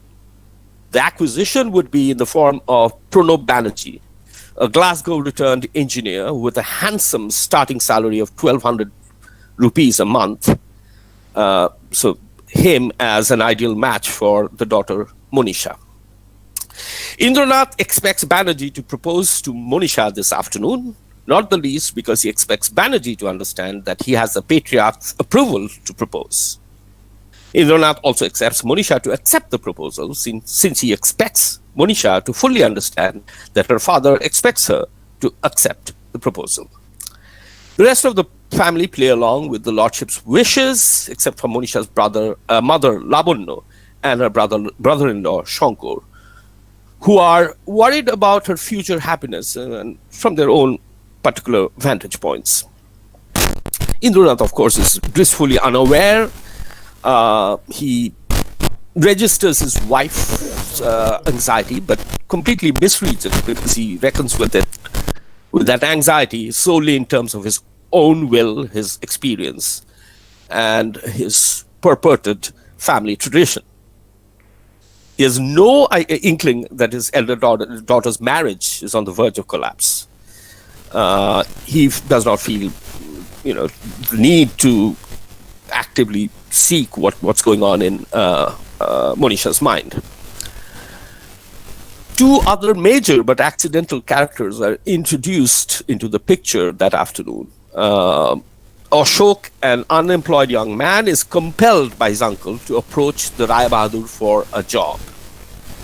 That apart, there's a poor Nepali urchin, we can call him by his credited name, Guyo, who keeps furtively following Banerjee and Monisha in their courtship stroll across around Darjeeling's Observatory Hill. Guyo also sings a Nepali folk song about marriage that bookends the film like a kind of leitmotif. The film thus follows a hyper-compact structure. In its main action, it almost identifies a screen time with real time. The clock in the church bell tower strikes 4 when Indranath steps out of the Windermere Hotel, right in the first shot of the scene of the film. It strikes 5 when Anima walks into the children's park. So 1 hour of real time, but at this point we have almost 45 minutes into the film. In a loose sense, in the course of the afternoon, before it begins to get too cold and too misty and dark, there are several deadlines that have to be met, often by unwilling people. One, Banerjee has to propose within an hour, while he's left alone with Monisha before a set time when everybody is supposed to rendezvous at a shelter. 2, Shankar and Anima have to bring marriage matters really to a head while the family is busy and the daughter is taking 5 rounds of the Observatory Hill on her pony. The reluctant Ashok is given that much time by his uncle to hang around and snag a job or a promise of the same from the venerable Indranath. These major ones apart, there are two minor goals. It's one of obviously it's the last chance for Jagadish to see an elusive bird that he has been tracking. And lastly, it's time for Anil to roll up his ledger book of romantic possibilities and depart from Darjeeling with a phone number or two. Now, Darjeeling is a magical place, a Shopno Rajya, as Ashok exclaims at a crucial moment. So this is what happens. One, the suave but affected Banerjee is unable to quite clearly voice his proposal. A series of chance sonic events, one involving Kishore Kumar and the other a poodle, and then a strange vitality of the surroundings themselves, coupled with the inscrutability of the young woman, prevent him from doing so. Defeated in love, he offers security instead of love to Monisha, and the possibility that some sort of love can grow out of security. He offers his own reading of the landscape as well as the woman's disposition in doing so. He speculates that perhaps the romantic surroundings have presently clouded the practical side of Monisha. Perhaps she will think differently and reach out to him when she's back in Kolkata. Anima and Shankar together conduct an unusually candid and brutal analysis of their devastated marriage. She comes clean about her extramarital affair with an old boyfriend, and he about his frostiness and his addiction for gambling. It is perhaps something they could not have done, or at least in the exact same way, in the course of their mannered lives in the big city. They promise to make amends and reconcile, if only for the sake of their child Tuklu. So this episode, this episode in a way serves as a kind of a practical bourgeois counterpoint to the Banerjee Monisha one. 3, the reluctant Ashok runs into Indranath by accident in the course of their separate strolls around the observatory hill. The entitled Rai Bahadur does not think twice about sending the young man on an errand. That is to take the hotel room keys, climb up to the Windermere Hotel and fetch a red scarf for Indranath, who is worried about catching a cold on the last day of the trip. It is once again the magic of the place that allows the venerable Indranath to use the inconsequential young man as a sounding board, for some profound introspections about his life, about the life and the philosophy of a proud comprador. Unlike some of his friends, Indranath didn't waste his youth on the nationalist mania, attacking sahibs and getting jailed or killed in the process. He has survived and prospered. He has survived and prospered long enough not only to earn the title of Rai Bahadur, but also to enjoy the fruits of independence. Yet it is the task of the next generation, Indranath's son, his sons-in-law, or even Ashok himself, to gauge whether the fruits of said independence are sweet or bitter. Indranath himself couldn't care less. So that is, at this point, apart from perpetuating a caste Hindu elite family tradition, which he assumes to be naturally insulated from these world historical questions. So here the ontology of the present becomes complicated.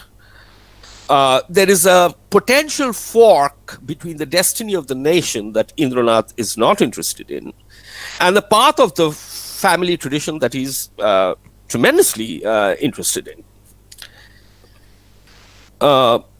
he, amongst other things, he complains about rising political turmoil and labor agitation. Then, following a lecture on the wonders of colonial tutelage, cricket, race, character, and sportsmanship, Indranath patronizingly offers Ashok a job.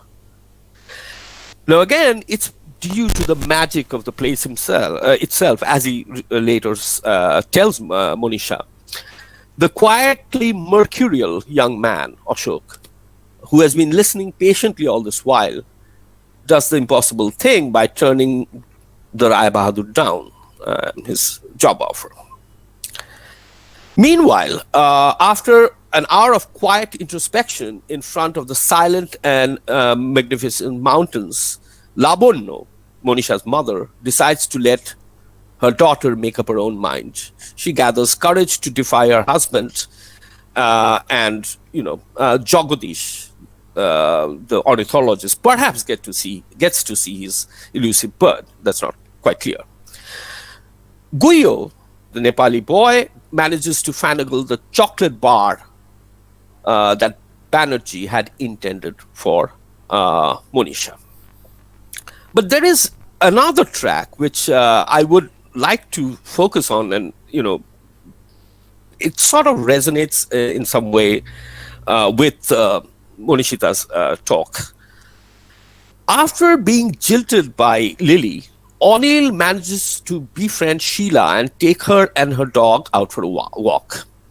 Now, his episode is short, but I think crucial in relation to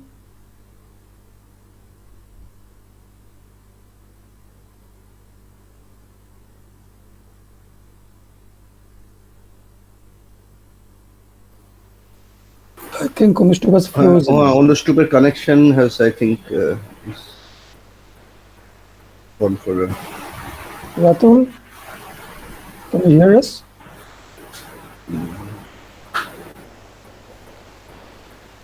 Onishtup, can you hear us?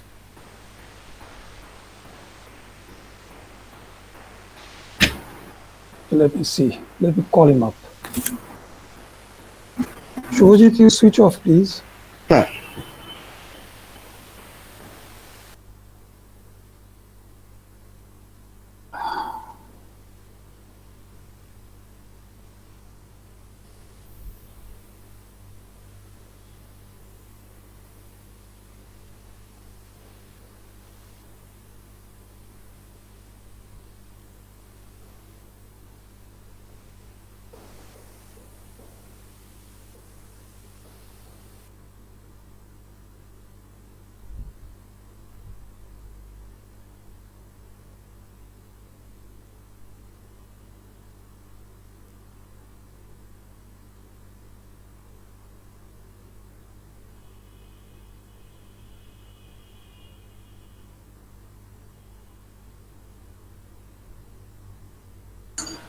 Can we talk amongst ourselves in the meantime? Or should we just sit in pin drop silence? Please carry on. Please carry on. Let me see what Onishtup is doing. Okay. I just wanted to say this. He's demonstrating the realist wobble.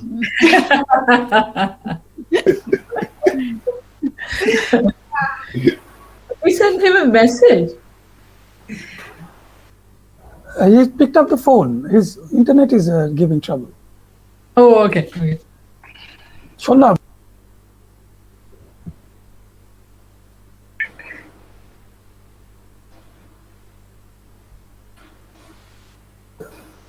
Wi-Fi is giving trouble, so he's trying to do a mobile hotspot. Bhaskar, Vishnupriya, Sangeeta, what time did you wake up? Did you go to sleep last night? 4 o'clock. Knowing Bhaskar that he probably didn't go to sleep, but yeah. Not sure. Thank you very much, Bhaskar. I was also wondering how the four of you, Trinankur included. Trinankur, yes. And probably Prakash. All right, Trinankur's there as well. Prakash also, I don't know his time zone. Trinankur, where are you? I am in Santa Barbara. All of you, Dudley, Prakash, all of you had to wake up very early, I suppose. Not so early. It's not bad. These Bay Area people, I don't know when they... Get up then anyway. Well, Anushtup is trying his, try to do a mobile hotspot. Let's see. Wait, It would be a pity if he cannot join us. You know, I live just a few miles from Frederick Jameson. I could get him on the line if you like.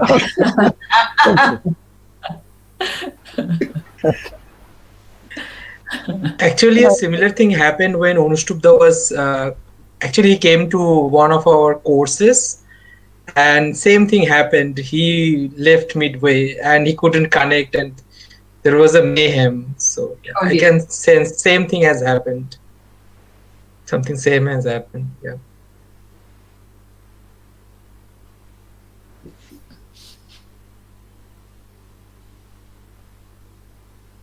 Hello, this is Sangeeta. We got something called an Eero, and that really improved our connectivity at home. What is that? It's some kind of it's some kind of Moinagda knows these things. It's some kind of a that buffers your I see. But my face is unsightly in the morning without coffee, so I'm not going to turn my video on.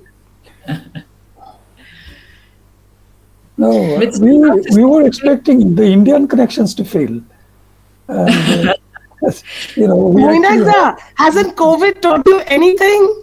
Exactly. Who first fails? Ours is terrible, our internet connectivity. Absolutely. Yeah. Especially when we're both on Zoom. So, That's right. Yeah, mine can crash anytime. Yeah. No, we had a storm 2 days ago. The internet crashed.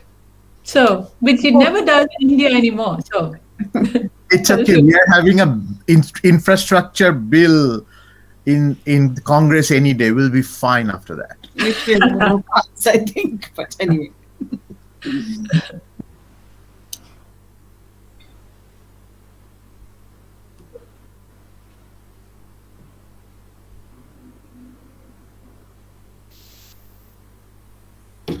I bet you it's the Hindutva people who got after Anushtups. sure, I think they could have tampered with his network. I'm not joking. Quite capable of doing that. Yeah, I'm having a disorienting moment. I'm doing a review of his book. So it's like now talking about, this other work. Yeah, it's a fantastic book. Took me, a couple of months to read it, I think. But yeah.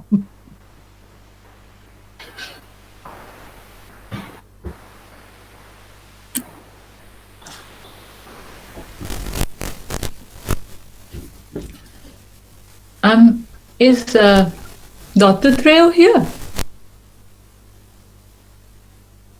Yes. I was do you have the YouTube links? Would you mind pasting them in the chat box? Because I sent the YouTube links I had to a couple of friends, and they said they couldn't open it. So if you have the YouTube links now, I can just send it to them now. Paste it in the chat box. Sure, I am. Thanks. Dr. Sir, the updated link. Yes, I can understand that. Yeah. That is the problem. I see. Thank you. I'll just send this to them. Monishita, I didn't ask you when you were presenting what a wonderful paper, but there's this whole, I was wondering the relationship of your talk to like the whole practice of, 19th century curiosity, which is so animate, both curiosity as an affect, but also the world of instruments, non-humans. I mean, there's a kind of display, orientation, which I was very struck by when you were talking. But of course, it's too early for me to even formulate a thought. So I don't know what the question is. But Like curiosity, because this was. That's the kind of thing, though. Yeah. Sorry, Rochana, ki bolle? I said that it's reminiscent of the old Curiosity Shop. Yeah.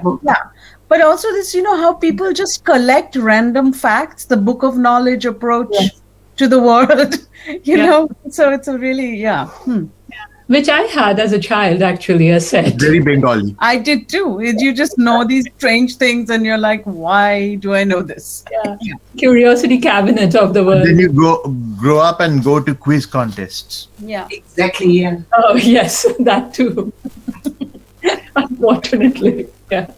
Any word on Anushtup? So Anushtup has got a blackout there. No internet connection is working. So I don't know. Monishita could be right. So what do? We go on to the next speaker? Yes, I Yeah. think we do that, and if he is able to come back, we get back to him Yeah. then after Rochana is done. No, after Rochana is done. Because let's not Yeah. interrupt everybody. Let Rochana finish, and then we'll go back to Anushtup. Yeah. Let's do that. Because I don't think this is going to sort of be resolved anytime soon. So, okay, Rochana, let me introduce you briefly, and then you can begin.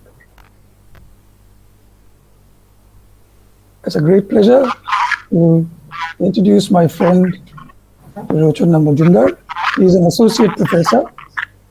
1 second, somebody's mic is on. Seminar 202 Anindo. Seminar 2021, can you switch off your mic? My mic is not on. It's just now switched. Now it's switched off.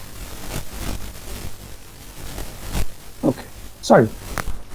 So Rochana is an associate professor in the departments of South Asian languages and civilizations and cinema and media studies at the University of Chicago. She is the author of Marriage and Modernity, 2009, Writing Postcolonial History, 2010, and Art, Cinema, and India's Forgotten Futures, which is a forthcoming book. Later this year, it's going to be published from Columbia University Press.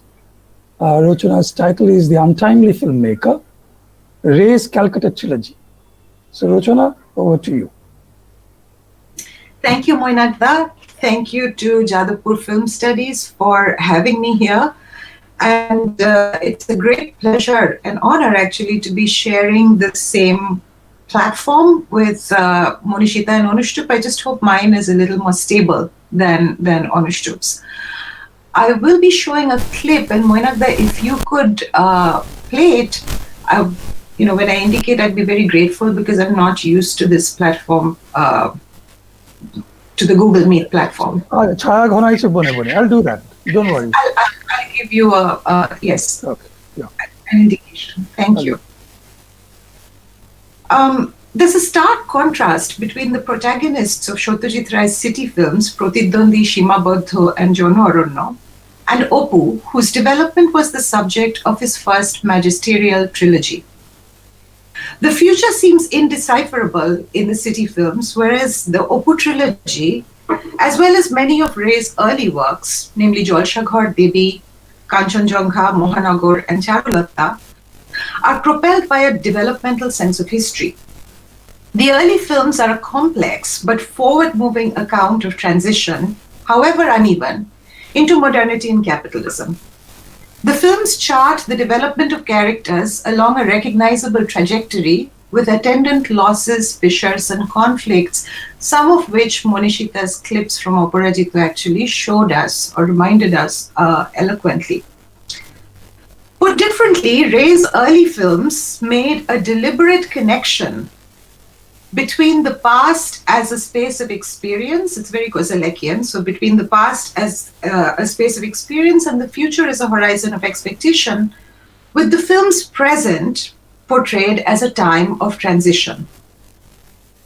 The city films, by contrast, are bereft of this sense of historical movement along any identifiable, prognosticable trajectory. Despite the tremendous contemporary upheaval that all three films register, the present they depict is not a time of transition. It is a feeling of a stalled temporality, a present tenseness, to borrow Jennifer Fay's eloquent description from American film noir, in the midst of flux that marks these films as a break in Ray's oeuvre. Analyzing this break, and his cinema's inability at a certain historical moment to point toward an intelligible future, is crucial for an analysis of Ray as a commentator of post-colonial times. Between Pother Pachali and The Middleman, Ray transitioned from a historian working with the cinematic medium to an ethnographer who registered his bafflement with the present by documenting the contemporary while refusing to read it in a developmental register. The modernizing arc of the early films, that is to say their historicist impulse, stalls into a deliberate ethnographic mode with the city films. Thinking this way about the present, Ray relinquishes the ground he once shared with many of his viewers. His city films were seen as full of, quote, inertia towards a social prognosis, or as lacking in a revolutionary commitment to social transformation. I do not see Ray in terms of these contemporary critiques. Instead, I analyze the City trilogy as Ray's radical take on the post-colonial present as a moment that is caught in a vortex. Unable to suggest any obvious paths of significant movement beyond the vortex, it's almost like being in a cul-de-sac, but you can't back out of it. Ray can only describe it. His style shifts accordingly. From being a historian, he becomes an ethnographer, describing this fragmented present that can only confound him. The cinematic rendering of such confusion, however, was not a flight from politics. It bespoke humility, an epistemological and ethical position aware of its own limitations. Put differently, once the teleological certainty underlying the ideology of development is appended, another kind of aesthetic potential opened up that many contemporaries misrecognized as apolitical. Ray's Calcutta trilogy focuses on the cinematic means, or invites us to focus on the cinematic means he adopted to express this complex stance on the post-colonial present. But why did it matter to so many critical viewers that films be the bearers of revolutionary transformation?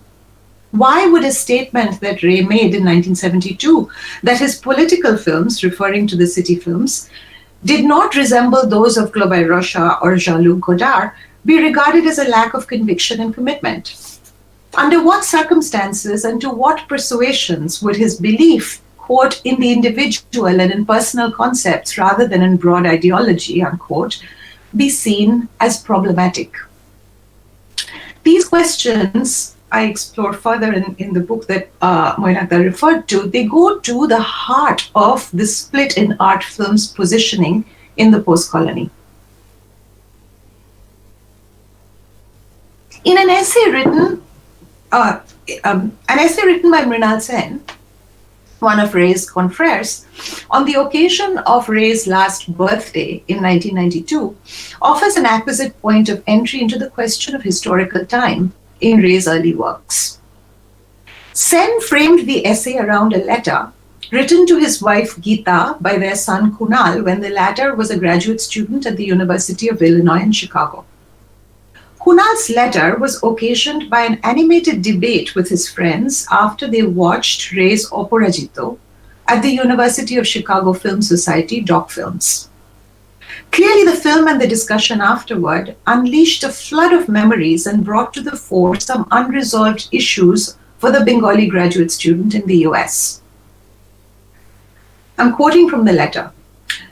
"You had seen it, Oporajito, once before," Kunal reminded his mother. "Even so, when it came to our local theatre, Priya, you and I went to see it again. You wept as you watched the film. Your tears made me teary. When we returned home, you said to me, 'When you grow up, you too will leave the world. And I will be left alone like Shorbujaya.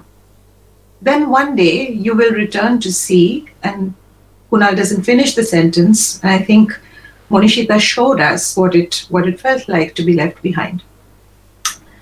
Years later, Kunal addressed the anxiety buried in the ellipses in the letter. She would not die alone like Shorbujaya, he assured his mother, for he would return to Calcutta as soon as his studies were completed.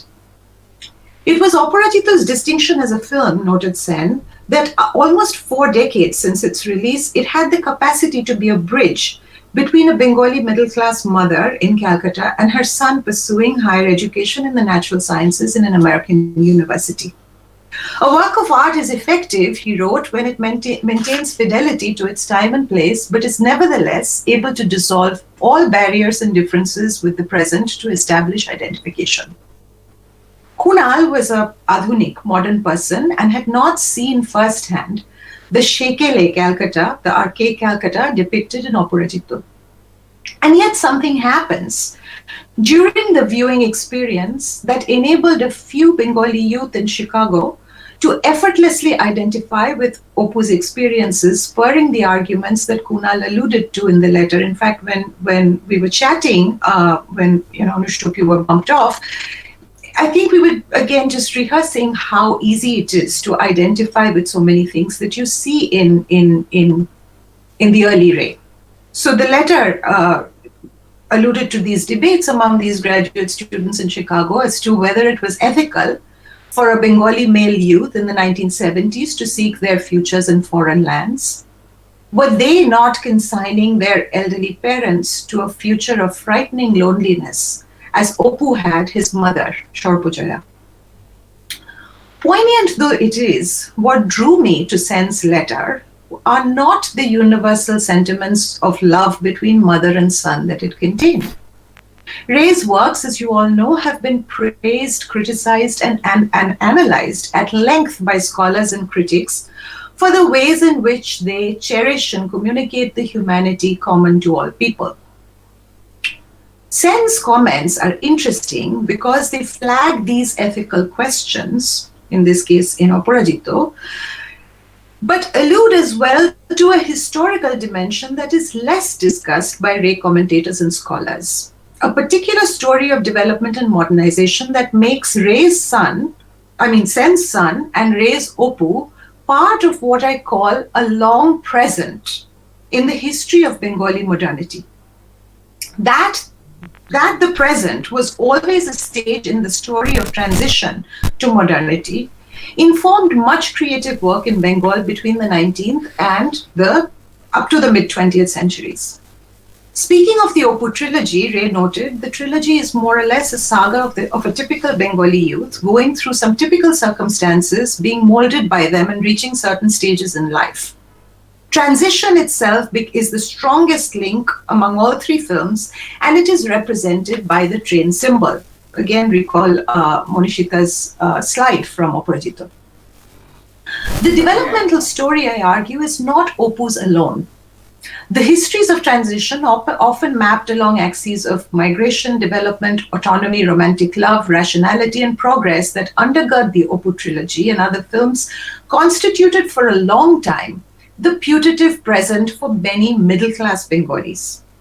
This long presence stretches across the 19th century into the early decades of the post-colony. In different ways, each film in Ray's early corpus revolves around a narrative of transition into a capitalist modernity. With the city films, this well-established script of historical transition is definitively lost. Ravi Vasudevan, Moinak Bishwash, and many others concur that the late 60s signaled a dramatic shift in Ray's filmmaking. They agree that Ray's work from the 1970s took a turn away from historicism. I build on their work while respectfully disagreeing with Ravi Vasudevan's interpretation of this turn in Ray's oeuvre as, and I quote, a thinning of politically purposeful engagement, unquote. As Shupriya Chaudhuri observes, the city films were modernist parables, but they were not so programmatic as to make the story of a single protagonist the history of his kind, she writes. Marking the end of what I've termed the long present, these films express their political stance in Ray's unequivocal refusal to see what Chaudhuri describes as the chaotic, unformed, and incoherent quality of contemporary urban reality as instantiating any emancipatory meta-narrative of human history. The debates about whether or not Ray was a political filmmaker stemmed, I argue, from the dissolution of the long present in which there was shared ground between the filmmaker and his viewers. Innumerable Bengali viewers, like Kunal and his friends, or indeed, again, I evoke the cosmopolitanism that Monishita invoked, that many of us shared, at an early moment, identified with Ray's reading of the past and with his intimations of the future. That consensus dissolved from the late 60s, early 70s. Starting then, Ray's cinema reflected an artist genuinely confounded about the possibility of any transition from the present. Contemporaries who found him lacking in radical conviction were sanguine about the possibilities for a social transformation offered by a left-leaning politics, an assurance that in hindsight we know to be deeply problematic. Ray, from this time onward, could only speak of politics as corruption. He said, "I find politics a very, very confused and changeable thing, and I think there is something corrupt about politics. People I'm friendly with belong to the left inevitably, but in a moment of crisis, I have not seen them act in a desirable way," unquote. He distinguished that confused, changeable, corrupt thing called politics from an identification that he felt with the triangle comprising Gandhi, Nehru, and Tagore. That inheritance, the ballast of his optimistic historicism, is absent from his city films. Ray, the filmmaker, appeared to have turned into a documentarian, his art answering to what Lauren Berlant and Katie Stewart, in their recent collection of aphorisms called The Hundreds, describe as, quote, "It takes a lot more than clarity to keep someone going. There's a lot more at stake than just knowing," unquote. In their avowed inability to chart out a historicist developmental narrative of the post-colonial nation, Ray's city films were unlike Mrinal Sen's Calcutta trilogy, which sought to understand and represent certain issues plaguing the post-colonial nation of India by placing youth, anger, and poverty in the context of a global history of the left in the 20th century. And many of Ray's contemporaries actually registered this, and invariably, comparisons between Ray and Sen were occurring during this time. And in one such commentary, Chidananda Dasgupta actually summed up the differences between the two filmmakers as, he says, Sen expresses his attitude more forcefully, where Ray remains a chronicler of the times.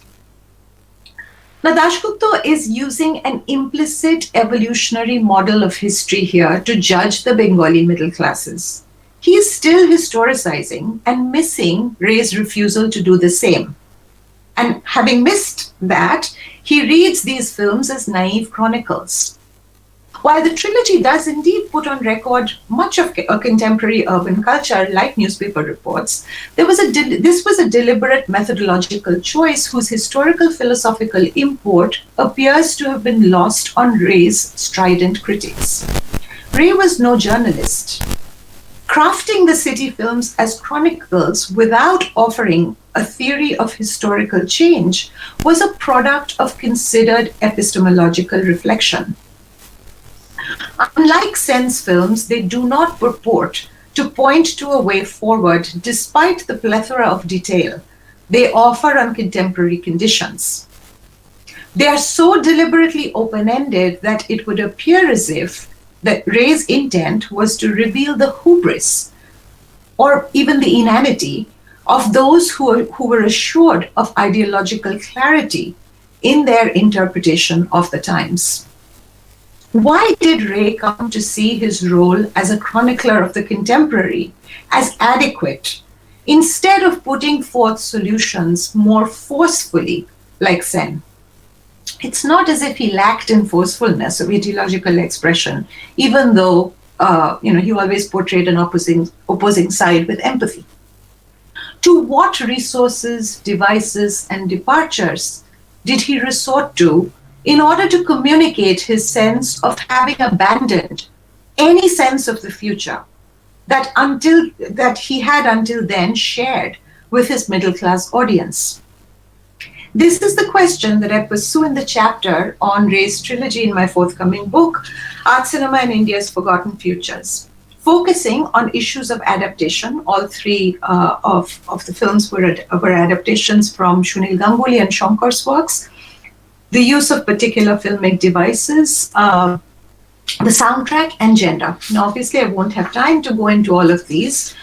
What I want to do instead is to focus on just one stock feature, which whose new use in the trilogy marked its distance from earlier films, and that is the song. And this is going to be a song from Jono Aronno, The Middleman, which is the only film in the trilogy to feature songs. The first song is a bhajan, a religious song performed at a gathering that Somnath attends with the fixer, Mr. Notobor Mittir. And again, for this audience, I'm not going to go into great detail about the film's plotline. I'm going to assume that you all know it. It's the second song that I'm going to be focusing on, which is a Robindra Sangit. And the song is Chaya Ghanaiche Bone Bone. Shadows are gathering in the forest, clouds rumbling in the skies would be its rough translation. Now, this use of Robindra Sangit in Jono Aronno completely broke from its established use in Indian cinema.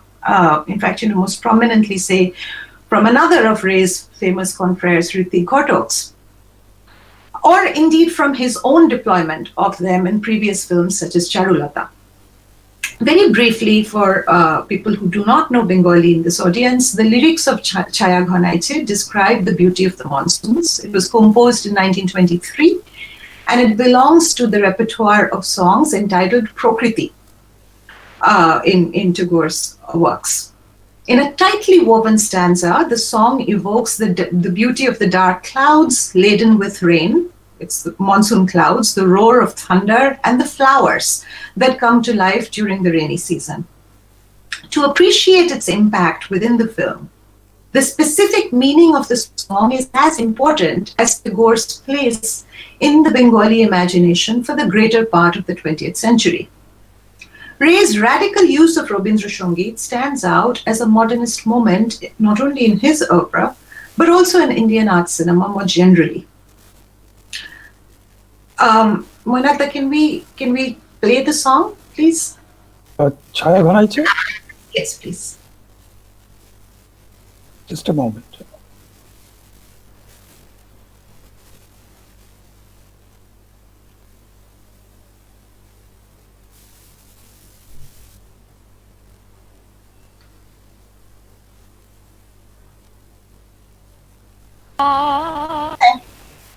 Thank you so much.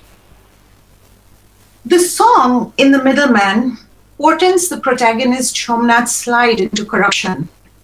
Earlier that day, Somnath learned from Notobor Mittir, the exceptionally ruthless and resourceful public relations agent, that in order to seal a lucrative deal, he would have to organize sexual favors for their client, Mr. Goenka. Mal is how Mittir refers to the fact that he would have to bring a call girl to Mr. Goenka. We hear the first strains of the song, as you saw, playing on a radio as Somnath considers the implications of being a pimp, a trafficker of women, to establish his business. Ray also departs from the standards of song picturization in Indian cinema by foregrounding the source of the song, in this case the radio. He calibrates the relationship between the oral and the visual to one of equal importance, a departure from tendencies in Indian cinema that gave primacy to the former over the latter. The radio and a flame, that you saw, flickering in front of it, occupy the frame as the song opens. Shormila Rai Pomo's, she was the playback singer, voice and a darkened side profile of Somnath's father fill the frame. The father is seated on a chair next to a radio, his face clouded with unspoken worry about his younger son's future.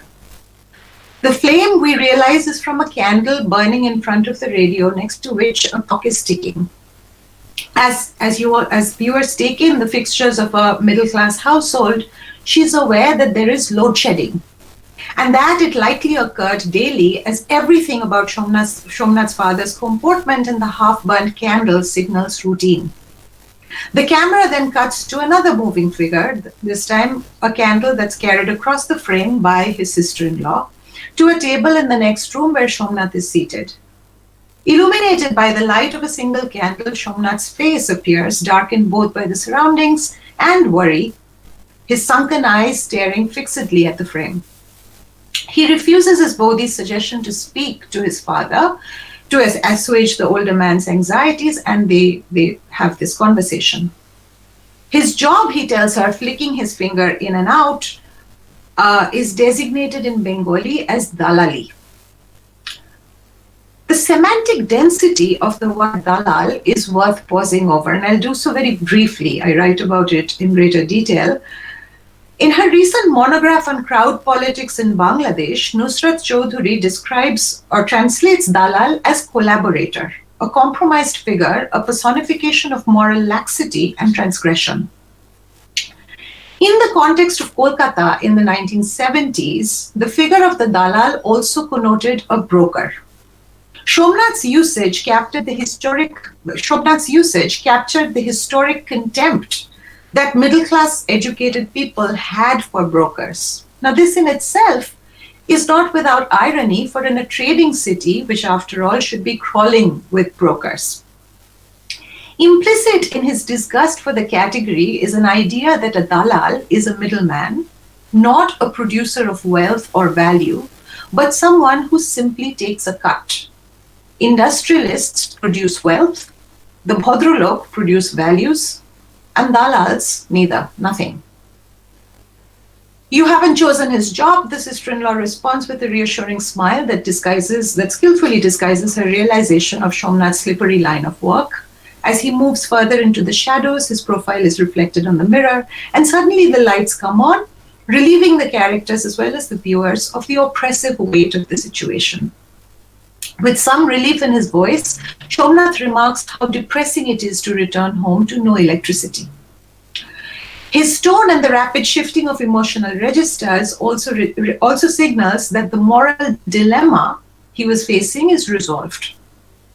Your brother will find a Sanskrit word for dalali and everything will be all right, and I will look for a suitable girl for you as soon as the contract is finalized, says his Bodhi, putting a final seal on the topic as the sound of the song grows distinct once more.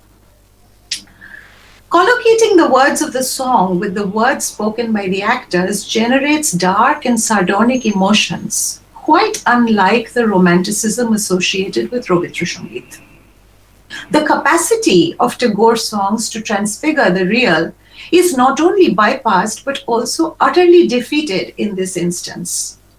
Ray's deployment of the song in a meticulously realist register makes Rabindra Sangeet a banal fixture of urban everyday life, while the mismatch between the words of the song and the mise-en-scène is indicative that the real is too obdurate to be transfigured. In that present, Tagore's songs had become a matter of unreflective habit, assuming a sort of compulsory ritual function in contexts like arranged marriages. Instead of the attentive listening required of Rabindra Sangeet, Ray makes the song part of the soundscape of an urban home, almost anticipating Mamata Banerjee's playing of the song in traffic signals in Kolkata. In this case, he makes it part of an urban home in the context of a power cut. The song's description of the dark beauty of the rain and monsoon clouds are pathetic in the context of the load shedding. Playing in a stuffy, dark interior of a Bengali home during a power cut, the sublimity of Tagore's song transmogrifies into despondent background noise. Tagore never wrote the song for such a context, but in Ray's juxtaposition, it acquires a shattering impact, observed Chidananda Dasgupta. In the final film of the trilogy, Tagore's separation from Calcutta's present in the 1970s and the death of the long present, in which he was a living resource for middle-class Bengalis, is sealed. In the late 1960s and 70s, Ray's status within Indian cinema circles was colossal. And yet, that reputation was no guarantee of critical appreciation. The local Bengali audience complained frequently and the loudest that Ray's films were apolitical. The critique had been simmering from the days of the Oppu trilogy, but really gathered momentum over the 1960s. Mrinal Sen once accused Ray of succumbing to the star system because he chose the Bengali matinee idol Uttam Kumar in Nayok and Chiriyakhana.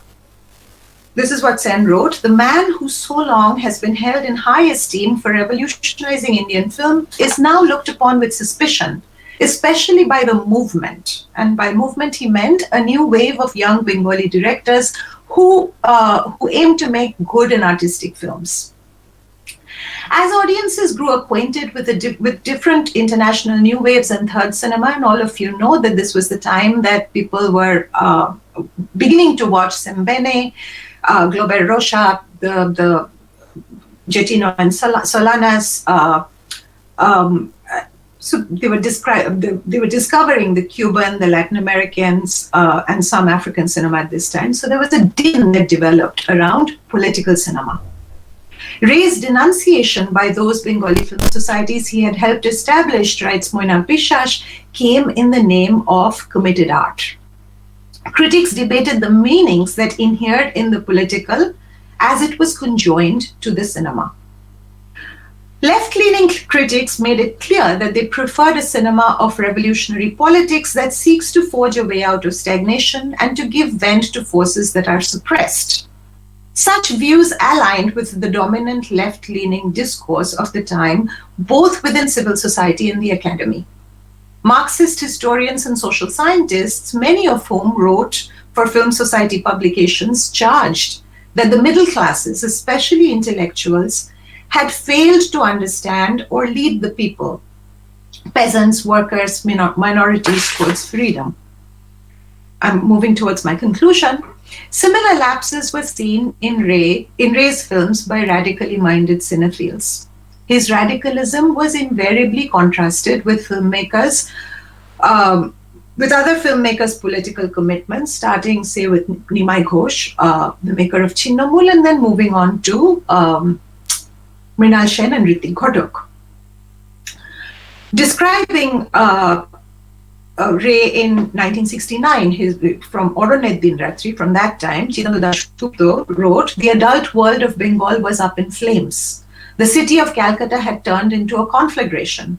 Murders were taking place every day. Pipe guns and bombs were common sights and sounds. Seething discontent among youth was manifest in the Naxalite movement, which many of the best university students joined. It was necessary to understand not only this new phenomenon, but the sea change that had taken place. Now, this generation is well past the residual glories of the Bengal Renaissance and impatient with it." To critics like Dasgupta, Ray had failed to enter the post-de Gaulle world of post-independence India. And to critics like him, what was needed were values, or a translation of these older values into a tougher outlook and language in order to provide an adequate measure of the times. Now, these assumptions, I argue, were shattered in the world of the city films. Ray saw them as his response to the zeitgeist of the late 60s and 70s. "Before I made The Adversary," he said, "I'd often been criticized for being non-political, but it was difficult to remain detached from the political sphere.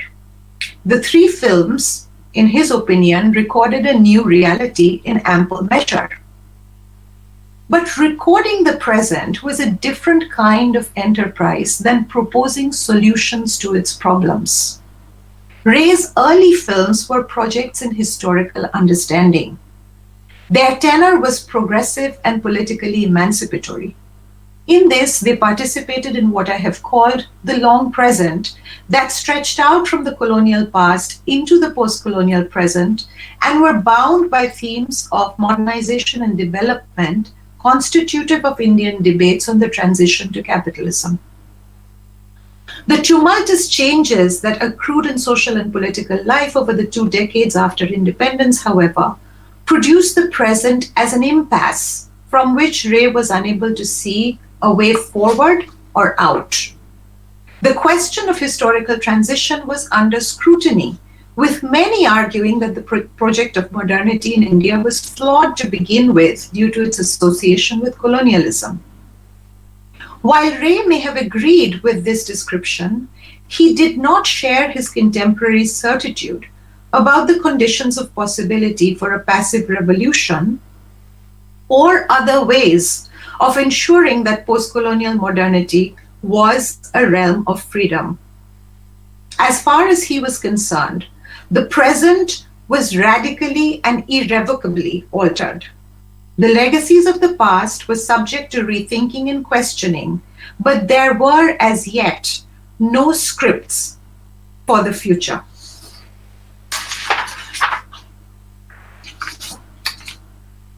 In his masterful study of C.L.R. James's Black Jacobins, anthropologist David Scott argues that anti-colonial pasts and post-colonial futures are best understood through the different registers of romance and tragedy. Like other progressive emancipatory narratives, anti-colonialism is often a romantic tale of vindication, overcoming, salvation, and redemption. History, as embodied in these narratives, is imagined as moving triumphantly forward into a horizon of progress and emancipation. But the post-colonial inheritance of colonial modernity is better analyzed, argues Scott, as a predicament whose overriding tenor is that of tragedy. As a narrative mode, it is more open to contingency, to chance, and to paradox. I would add that it is also more humble than romantic progressive ideologies that often project a misplaced confidence in their certainty about the future. To be a conscript to such an understanding of the post-colonial present, whose overcoming is not already theorized, requires patience, conviction, and resolve in one's patience. It also requires a refusal to cast the present in terms that are already familiar, and thus more comforting, even if they sound radical to one's peers. The City films, the last of which Ray described as the only bleak film I've made, dominated as it was with a record of rampant corruption all around, were an aesthetic expression of a sober post-colonial temperament. Not unsympathetic to young people or romantic revolutionaries, Ray, however, drew the full force of their criticism upon him in his effort to be true to himself. Abandoning his historicist impulse, he clung on to his practice as the expression of a creative personality. If that meant striking a discordant note among his peers and fans, he didn't shy away. In 1972, when Maoist ideologies peaked in Calcutta and other parts of the country, he declared, quote, "I understand and admire Mao's revolution, which has completely changed China and achieved at a cost the eradication of poverty and illiteracy. But I don't think I could find a place in China because I'm still far too much of an individual, and I don't believe in the new theories which hold that art must be destroyed and doesn't need to be permanent. I believe in permanent values," unquote. In the aftermath of the Bangladesh War, the heightened refugee problem that came in its wake, widespread unemployment and infrastructural crisis, infighting among the various factions of the left, and increasing authoritarianism within the Congress Party that would soon preside over India's first emergency, Ray's proclamations were untimely. Today, once again, we find ourselves inhabiting a present where the clamor of all kinds of pasts, long, deep, and immediate, and a surplus of histories confound our sense of who we are and where we may be headed. Our challenge is also to live well and ethically in this moment. Many during his lifetime saw Ray's City trilogy as a committed record of the contemporary, as untimely. But their untimeliness makes them exemplary of a useful, and one might say with Nietzsche, an advantageous history for life, both for his present and ours. Thank you. Thank you very much, Rochana. Shall we take questions and comments for about 10 minutes and 15 minutes? Sure. Anushtup, how much is left of your presentation? Unmute yourself, please. It should be around 5-6 minutes. Oh, then it's all right. We can take the full 15 minutes for Rochuna's discussion. Please go ahead.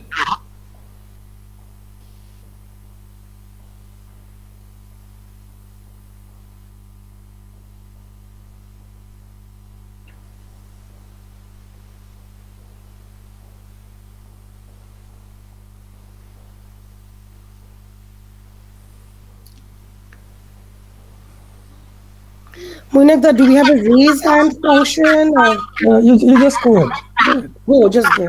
Yeah. Rochuna, since I just wanted you to speak, I loved your paper. I wanted you to speak a little bit more to, you said that parts of this chapter had, part of this chapter was also on the women in these, I'm sorry, I'm having a lot of echo, in these city films. Maybe if you can take a couple minutes to visit with us that aspect of the chapter, that'll be awesome.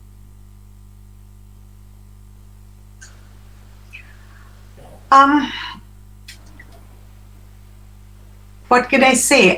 So, I mean, it's not something I spoke to here, but I mean, to cut a long story short, one of the arguments I make in the book is that, you know, Ray got into the question of women's interiority in ways that are actually reminiscent of say, Partha Chatterjee's nationalist resolution of the women's question. I mean, in a sense, he got into that script of women's interiority, and we saw that in Charulata. We actually see, I mean, there are ways in which he talks about, or he shows us, Shorbojoya's world. Nishita actually spoke about that this morning, that even if when we were young, most of us were looking at Opu, it's very hard to miss Shorbojoya and her pain or her resolve even in getting Opu to where he is. There's Debi, there is actually Mohanagor, where you see Aroti, you know, again, being this middle-class woman who ventures out and eventually makes a critique of racial and gender discrimination in the workplace. So there's this kind of forward-moving developmental script which you see in both his men and women, but sometimes I would say very prominently in the women. And that script also, I argue, is lost in the city films. And I mean, Company Limited, Shima Badho, for example, has a central woman character, the one Tutul, played by Sharmila Tagore. But really, the women in these films, I would argue, are like ciphers. You never really get to what they are thinking. To the extent that you get any details about them, it's to help the men figure out whatever might be wrong with their world. It's almost as if, you know, that script of the nationalist resolution of the women's question had gone awry. And basically, the city films are a crisis of masculinity. And Ray doesn't even venture into the women's question. I mean, since I didn't talk about it, I mean, I can only mention it telegraphically here, but Sangeeta, that's where that's where I'd like to stop. Thank you. Thank you.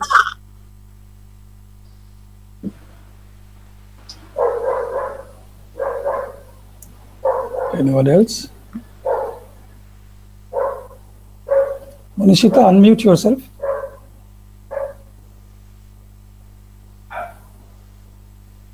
Okay, I think I've managed to. Can you hear me? Yeah. So thank you for a wonderful paper, Rochuna, and really looking forward to your book. I had lots of questions, but I'll just ask one. You ended by talking about the post-colonial predicament and how it can be read in the registers of romance or tragedy. And I was thinking about what I talked about in relation to what you are, you wrote about. And I was wondering whether melancholia offers a framework for thinking about this. I mean, melancholia not as a pathology, but as a kind of disposition to the world, which also involves kind of looking at loss as a condition of possibility. Well, not a possibility, but kind of looking at the work of loss, or a work impelled by loss. So in a more Benjaminian sense, maybe. Yeah. Sure. I mean,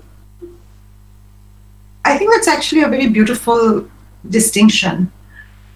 My point here, however, I mean, and tragedy in some ways is starker, but my point in invoking that tragic note was actually to again draw attention to the obduracy of the present, one from which there is no movement out, which I think is not foreclosed with melancholia.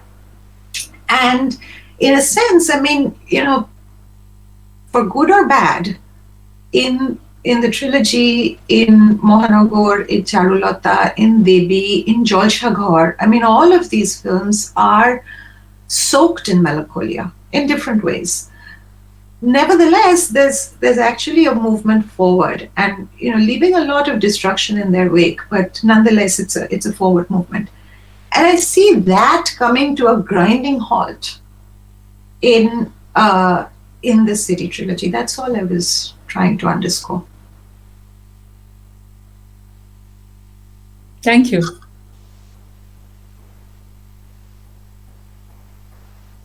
If nobody, Bhaskar or Vishnupriya, yeah, go ahead, please. So, hi, Rotana. I wanted to ask you, about the political, and I think that's where you end up in a very interesting way. It seems like the kind of films of the late 60s that have been lionized by reviewers and various commentators has often been those that push for a certain bold, very recognizable political stance. Whereas what you're pointing to is the more thoughtful complication of that sense of the political. And I'm probably, because I'm really reading this book by Prathama Banerjee, that I'm thinking of this. The way she talks about the constitution of the political, and to be able to desegregate that political into certain, what she calls elementary aspects, following Guho, and subject, action, idea, and people. So I'm wondering if that kind of desegregation here might help in situating Ray's political with, say, Sen's political with various other people's political.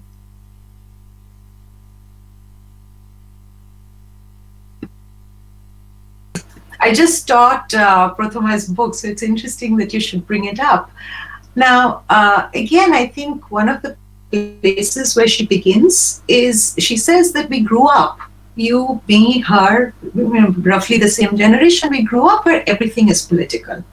And that, again, is the slogan now. I mean, right from the personal is political, everything. I mean, and she is trying to disaggregate what that means. And she does it, again, using 19th and early 20th century, mostly 19th and up to the mid 20th century materials. And I think it's a very creative reading, where I think I both agree and maybe there's a slight disagreement. I mean, what I take from the book is the labor she expends in where she discusses the people and talking about atmospherics and the work that does in creating a sense of the people. And that's something that I was trying to do with the descriptive labor that I put into the paper. I think where I'm just sparking a slight shift from her position is I want to focus on what it means to be political in a predicament. And the response to that is, taking stock. All too often, registering the complexity of a predicament is seen as doing nothing. And that's why Ray's moment resonates with our moment, I think, where there is far too much happening, and the temptation to the temptation to say that that there are scripts that you can galvanize, including, say, Prothoma's. And incidentally, I mean, her, again, one of the powerful things about her book is her difference from Ranajit Guha, because she says that what she calls elementary is not something that's stable in the way that Ranajit Guha or Durkheim do, but rather these are aspects that come to life at particular moments. They can be galvanized, each of those components, they can be galvanized at particular moments. And I really like that. But my point is in saying that when you are in a predicament, what does it take to actually resist the temptation to, it's not even resisting the temptation, to admitting that, well, I don't know how to, what tomorrow is going to look like. I first need to describe what is going on in the present. And that is a way of just fully inhabiting the present. I mean, there's the kind of future orientedness that many different kinds of thoughts give us. Saying a resolute no to that. I mean, we've had some intimations of that, say, from queer theorists. So there are many instantiations of this, of saying a no to futurity. But as we know, that's often a political stance to living a better and more ethical present, hopefully to have a better future. But let's just postpone the future talk for the moment. And that's where I'm trying to situate Race City Films, if that makes sense. So I'm going to come at it from a very different angle. Then would Lauren Berland's idea of genre flailing be useful here? What you're describing? What work are you referring to? I don't know. This is a piece that online. It's called genre flailing. Okay, I'll look it up because I engage Lauren's work a lot, and I think it sounds like something that I would be on board with. And when I was talking about the crisis of futures, I'm actually thinking about say Lee Edelman's early work to more recently my colleague Kara Keeling's, where but I'd love the reference to it. So if you could just post it on chat, that would be great. Yeah, it came out in Capacious, the journal Capacious. It's about emerging affect theory. So I'd love to read it. It's what happens when we don't know what to do with the set of conditions we are facing. They're so kind of overwhelming or freaky or confusing. Right. For instance, one could say January 6th in this country is a moment of genre flailing. Right. Yeah, I totally agree. And especially when you have a present where the clamor of all manner of crisis and all manner of history crowd the senses, registering confoundment in an articulate way could be the first task of politics. So that sounds like what she might be suggesting. But thank you. I think we can take. Thank you, Harshal. Madhuja had a question in the chat about the soundscape, and if Rochana could talk a little bit about that. Madhuja has had a question. Her dogs are barking. Afterwards, after that. Okay, but about I can only see the dogs. I can't see anything. I can read it out. It says, I just wanted to know a little more about the soundscape of the films, which you mentioned you tackle in your forthcoming book. Well, the dogs are very crucial because recall that scene in Protidwandi. I don't even know if it's dogs or cats, where it's after the very famous dream sequence where Siddhartha, he was dreaming of his brother Tunu being guillotined, and he dreams of the nurse who moonlighted as a prostitute, and then he suddenly wakes up to the sound of these city animals, these urban creatures, and he shoos them away, right? I mean, and that's as much a part of the soundscape as is, tunes of Juta Hai Japani. I mean, again, like there's a way in which you'd have to undertake the kind of detailed ethnographic labor. And again, I'm reminded of Berlant and Stewart's description of ethnography as, sort of it's not something that you do as an outsider reading a context into which you've just walked in, but rather as somebody who inhabits the context, you're attuned to its every detail. And so for sure, I mean, Madhuja, I can again respond to this descriptively. For the analytical stuff, I'll hope you read the book. Okay, unfortunately, we have to stop here and go back to Anushtup. I had, Rochana, something to ask you, but I'll sort of, postpone it for now. It's about the reading of the song. Okay, thank you, Maina. Because I had always read the song in a completely different way. Anyway, so let us go back to Anushtup. Unfortunately, we had to stop him, or he got stopped. We didn't stop him in the middle. Anushtup, please carry on. And we really hope that there'll be some time left for discussion. Well, it's turning out to be quite a montage. And I think somebody's spirit is guiding. Can you hear me? Okay, all right.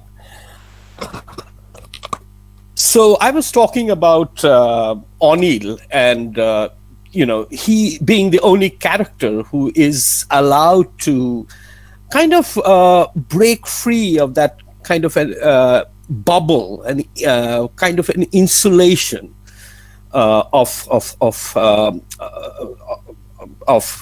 a Bengali conversation and make forays into what is, a cosmopolitan Darjeeling out there, world famous, a tourist resort, and the difference here is obvious, and in other words, it's quite unthinkable. It's quite thinkable that he can do certain things, being the boy of the family in Darjeeling, but it's doubtful whether he can, bring any of the two ladies that he meets in Darjeeling, despite their Anglophone credentials, can bring as a prospective partner to the Rai Bahadur household in Kolkata. And similarly, it's quite unthinkable that Monisha should, in cosmopolitan Darjeeling, with her father's blessings, explore conjugal possibilities with a visiting French doctor or a South Indian mathematician. So now it's in this context of insulation that I find Shuman Ghosh's reading of Kanchenjunga as a kind of a Mozartian sonata-like entity interesting, and partly also because of the choice of the chamber music form rather than the full-blown orchestra of Berlioz or Wagner. So this is a framework of Bengali class interiority to subsume the visual and sonic plenitude of the surroundings into a Bengali chamber drama of principled institution of marriage or principled restoration of marriage. This chambering, of course, reaches a final point of irony when the mists clear and the glorious mountain shows itself. But the Rai Bahadur is too confused to even notice it. So in that scheme, O'Neill's track serves as a sort of a contrapuntal element. However, in this interiorization process, the question of fullness, that is the kind of fullness demanded by the authoritarian and clueless Indranath, that fullness is complicated by the episodic structure and strictly linear time. The whole thing, of course, cannot be chambered because we have to leave one conversation dangling at a crucial point, let's say Anima and Shankar in the park, and switch to the other one, Banerjee and Monisha on a stroll. So the obvious question is, what is being said in the meantime? So it is, however, in this context that I want to come to a key allegorical moment in the film. The Banerjee Monisha track is shot primarily through long shots, sometimes overhead long take long shots, interspersed by mid-long ones, where Monisha keeps framing out while Banerjee frames in, or vice versa. The interaction between space, mountain, mist, and moving bodies set up a chromaticism of affects, where the surroundings contribute very richly. But here, in relation to interrupted conversations, let us come to a telling allegorical moment in the film where the sonic surroundings, unusually loud bells on pack animals, the mountains, the mists, and the inscrutable face of the woman assemble their expressive powers together to abort the proposal and suspend conversation altogether. That is, a suspension of conversation against the dictates of absolutist fathers and entitled men. This moment of realist wobble strangely reminds me of the... anyways, I think I'll come to that in a second. First, let me show the sequence.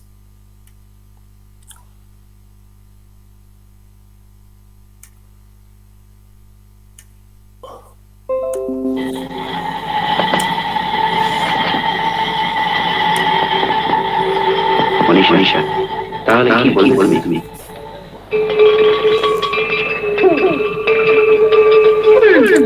Honest, please switch off your mic. Manisha,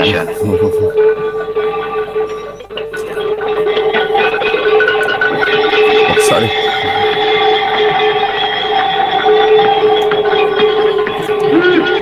Manisha, তাহলে কি বলবে তুমি? সেটা তো জানতে হবে মনীষা। তোমার অ্যাটিটিউডের উপর অনেক কিছু নির্ভর করছে।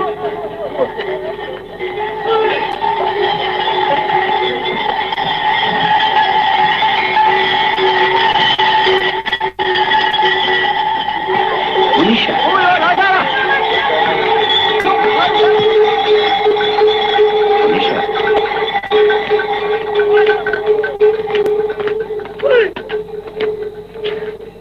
মনীষা, আমার মনে হয় কি মনে হয়?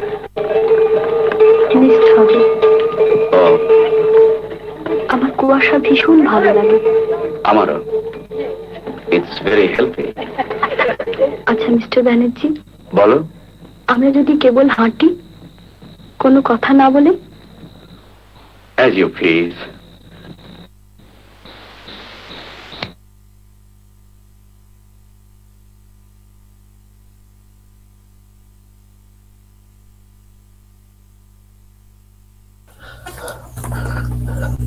Okay. So this moment of realist wobble sort of strangely reminds me of the association between naturalism and surrealism that Deleuze talks about in relation to Buñuel's cinema. Something that is deep, impersonal, comes from the surroundings, yet works with kind of a quiet volcanic power that, in this particular assemblage of face and landscape. So here, I'm going to come to a conclusion, but also to a dog, since we were talking about dogs. Ashok and Monisha form an unusual interclass friendship. She tells him that she's Monisha and not Monica, as he has been calling her all this while. Ashok, that is the unemployed youth who is around. She tells him to visit her in Calcutta. She tells Ashok that they have no dogs, and unlike her father, she does not require her friends to have appointments to come visit. This assures Ashok because he had been bitten by an Englishman's dog in the Calcutta Maidan once. The moment concludes an elaborate joke that had been launched a while ago in the film. talking again of Maoists, Rai Bahadur Indranath Chaudhary, who the Maoists of the 60s or even today would certainly call a running dog of imperialism. Now, this Rai Bahadur Indranath Chaudhary had opened his conversation with Ashok by assuring the young man that if he could come close, he wouldn't bite him. Let me leave you a final question about realism, allegory, and the mastery of detail that Ray is famous for. It is not clear whether Monisha and Ashok will eventually, again, sort of meet in Calcutta once they are out of the magical space of Darjeeling. But wouldn't it be practical to assume that the Rai Bahadur and Ashok will be compelled to meet each other later that evening itself in Darjeeling?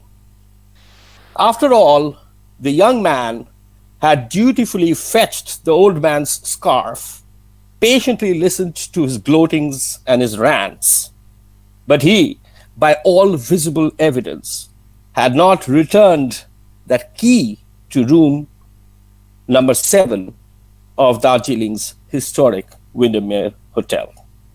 Thank you. Thank you very much, Anushka. We have enough time for discussion. We have at least 15 minutes. So, Bhaskar, you want to go first, or? How do you know that I wanted to go? Because you were kind of coming close to the mic. Okay. Okay, yeah. So, after Chaya Ghonailo Bone Bone, I have to go to a Porobasher Obeke. Because I'm not thinking, what you're calling the realist wobble with Jameson. Even there with the candle and the song on the radio, there is something of that going on probably. I want to hear a bit more from you about that. But perhaps in relation to the incredible song sequence in Kanchenjunga, where it works between spectacle and something more felt, like enveloped by mist, innervation, but also like a kind of repose, strife, but also tranquility. The way I forget the woman's name in that character's name, the mother's name. Let's call her Karuna Banerjee or Sarbojoya. And what she does there, singing the song, sitting there and telling afterwards to her brother, how does she put it? Something like, I feel a release, or I feel like I have stepped out of my everyday strife. So is that also a wobble in that sense? Well, yes, it's, I think, Ray uses such moments repeatedly, and, Rochana's elaboration of the sequence in John Orono was another example, if different. And also, as it was Ghotok in a completely different way.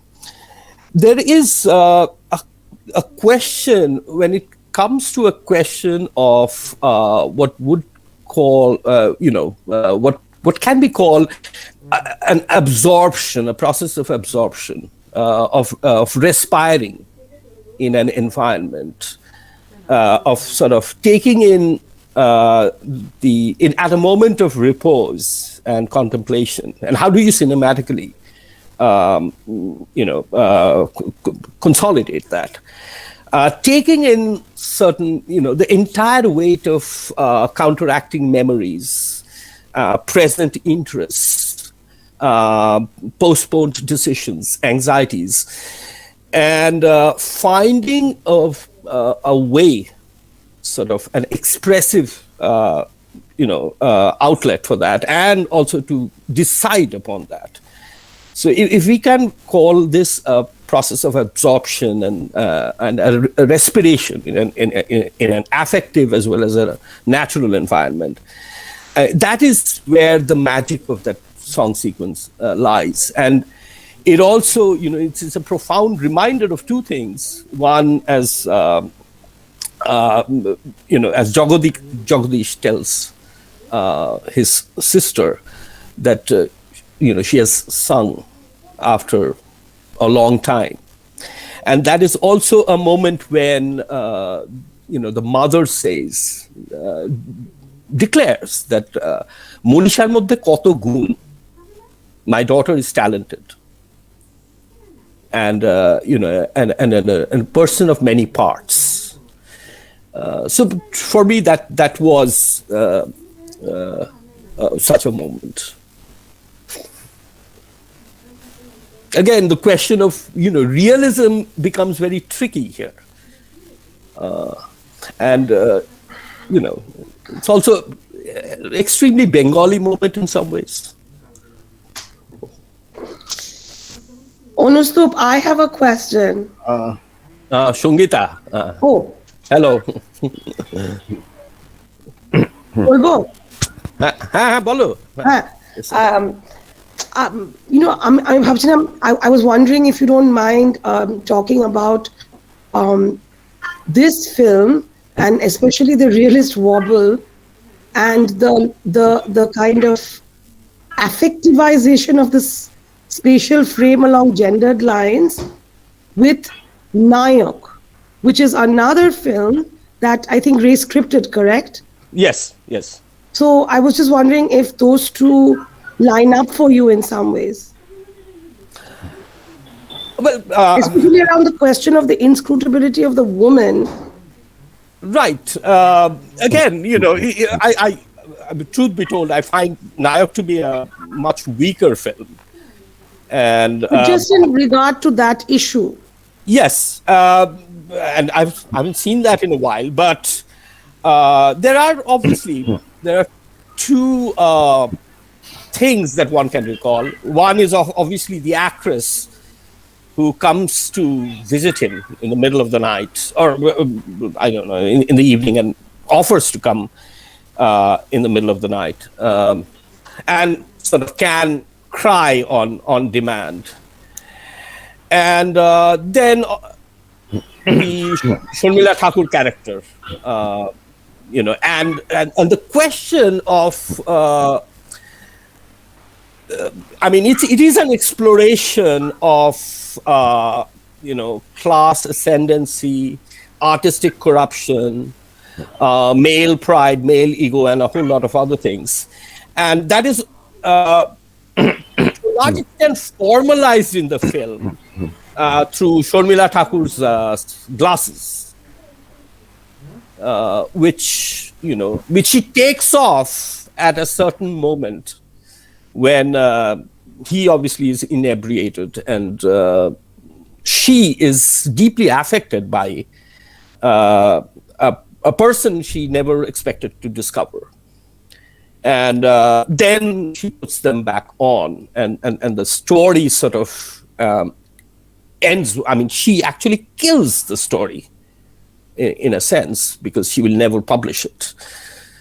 So that that kind of an interlude in a very ambitious person's life who comes from a completely different background, but is trying to fit into, and not just fit into sort of prosper in a new dispensation of capital and industry, works, etc. So the figure of the woman becomes interesting in that respect. This is from what I remember. Can I ask a question? I also have one. I think you went first. Yeah. So we'll go. I have a very small one. So after that, Srinankur, then Vishnu. Okay. Onustup, thank you for this wonderful paper. I see very, very, very long time back. I remember, thinking about Kanchanjunga in my student days and observing certain things, which you have put much more elaborately in a much more better theoretical framework. Now, what I'm curious about is something that I had been thinking back at that. I haven't, had the occasion to revisit that sort of a framework again. So it's very interesting to hear your version of the narrative. But it occurred to me back then that there is something about the location itself, the very fact of placing the story in Darjeeling, and sounds and images which are kind of elaborating from there. So there are two sides. One is the Bengali family, their interaction, and other thing, and particularly the interesting point that you make, which is something that I was very curious about. Whenever you see Anil, his flirtatious behavior, the editing technique goes on. Yeah, Even the way the camera, that is not how they would handle editing in camera, given other situations in the narrative. If you look at the that sequence you played, where the sound echo and ringing of the bell, even the chocolate and the boy, there seems to be insistence of some kind of inscrutability also on ground. Perhaps something is resisting their story. Something is trying to argue that this is not a place where you can, it is not, Darjeeling is, this space is not something to hold your imaginary together. Something that is insisting. Right.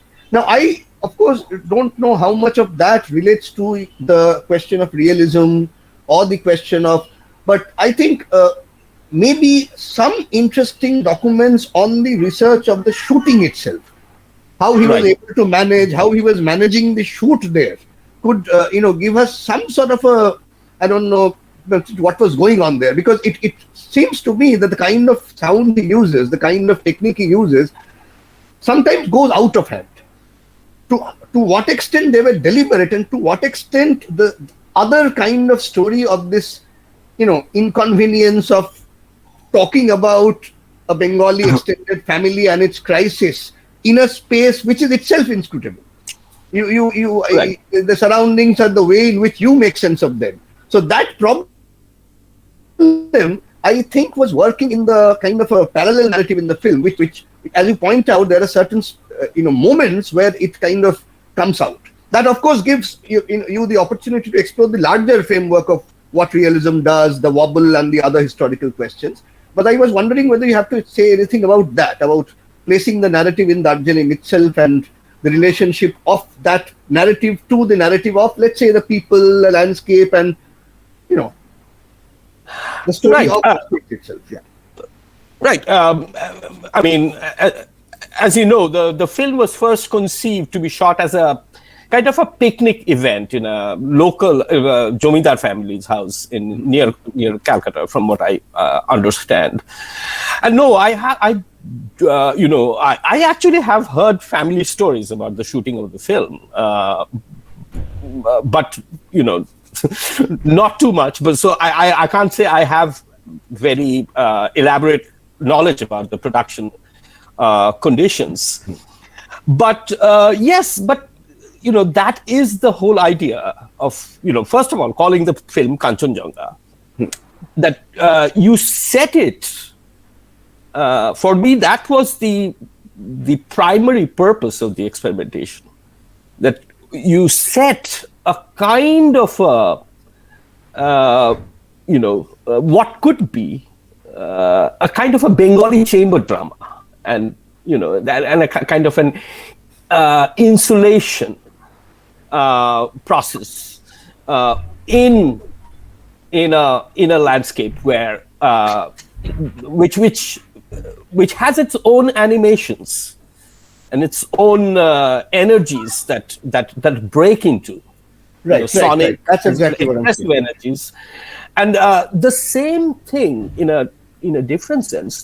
The same apparatus of insulation of a kind of an anthropological study of the Bengali anthropological study of the Bengali itself. I mean, the same thing you see in Kapurush, but without the Darjeeling, right? And there, the isolation is complete. I haven't seen the film in recently, but I think the tea estate manager is unable, is first of all because of colonial tradition, and then also for class reasons, he doesn't even think about mixing with the local population, even though he has to live with them. Right? And he just keeps waiting for the next Bengali to pass through these ways. So, and obviously, if once a kind of a milieu is introduced into that, that will obviously make, and it's expected that it will make inroads into a process of enunciation.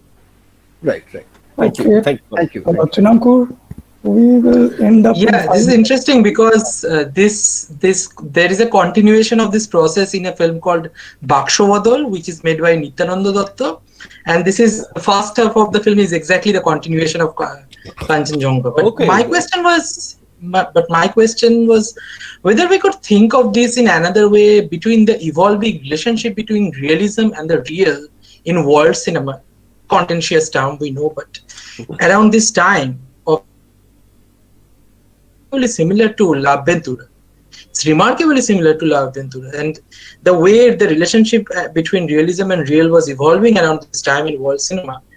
Can we place that within that ecology? Can we place Kanchenjunga within that ecology of this evolving relationship between the realism and the real?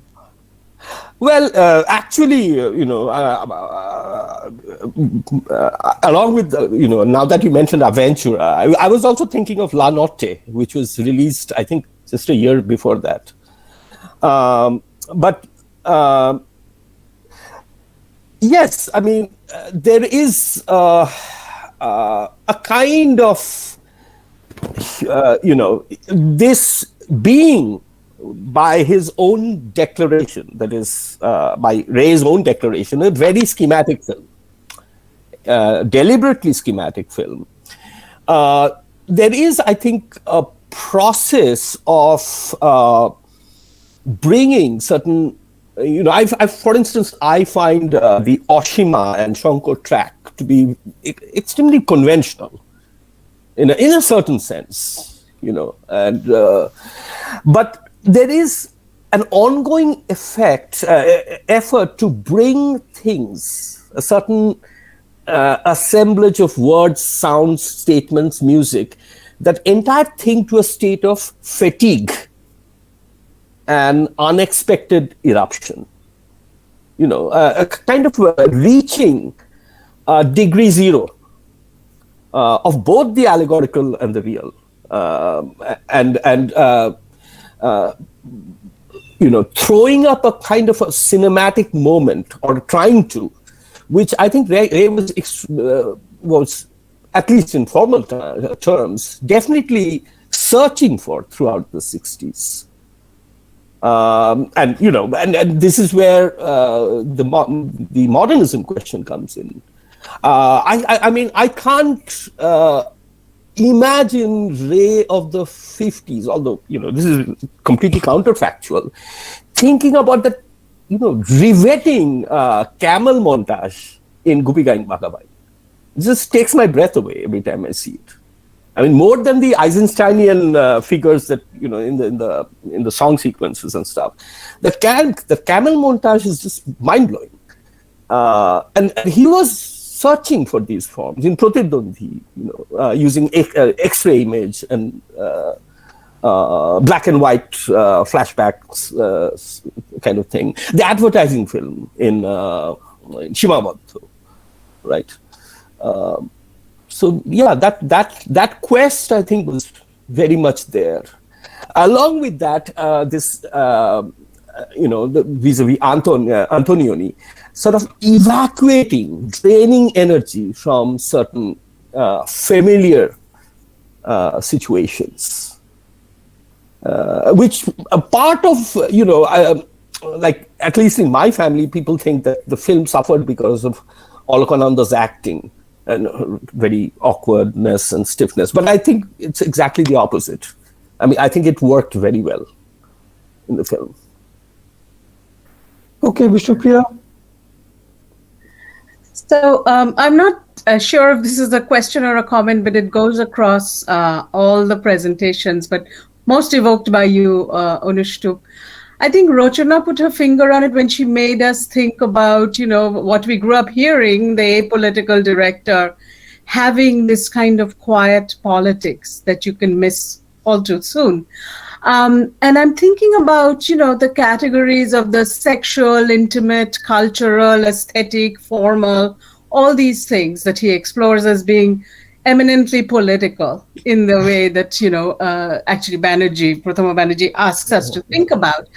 And I was thinking, actually, Anushtup, in context of realism, where his pastoralism or anti-pastoral as a generic fragment fits, because this is often a place of critique. And when Monishita was responding to Trinankur's question about coloniality, I was very struck by that last scene where he's stuck in this room. It's classic melodrama, right? This claustrophobic, melodramatic moment where his anthropological adventures are kind of this pastoral moment that is gone, has only brought melancholia. You have it again in Janoronno, and in your presentation, of course, it's more mixed. In Gupiga and Bagabain, the pastoral is rambunctious and boisterous. And here, when you say "E Porobashe Robe Ke," the song is that the Bengali almost has to exile itself, right, from the city, from the interior, from domesticity. All those things that were so beautifully and realistically captured in this sensual detail, you almost have to leave it as a political move. So I'm just wondering if any of you can speak Melancholia. Well, yes, and the atmospherics being enveloped in the mist rather than your drawing room, yeah.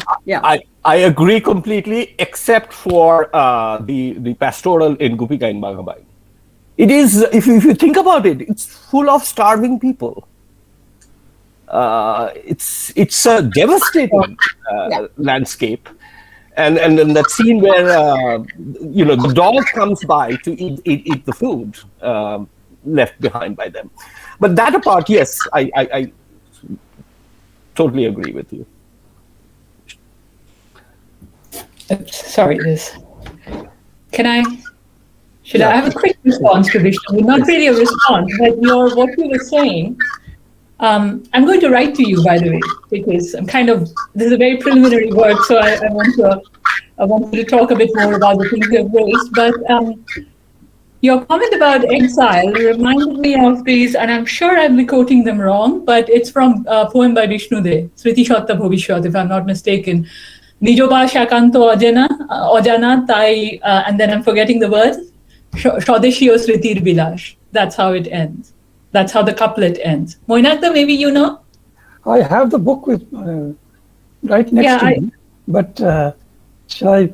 It's that, yeah, exactly. But you know the poem I'm talking about, right? So those and that kind of speaks to this, kind of links the films with this larger kind of post-colonial predicament that you're pointing to, that Anushtup and Rochana all really explored so well in their papers. So that's... So I have a weird, it's an arch comment, not worked out, Vishnupriya, but again, listening to Anushtup and all the examples that Anushtup evoked made me think about this even more clearly, especially your last reference to the dogs in Gopika and Bhagavan. I mean, again, when you watch Ray,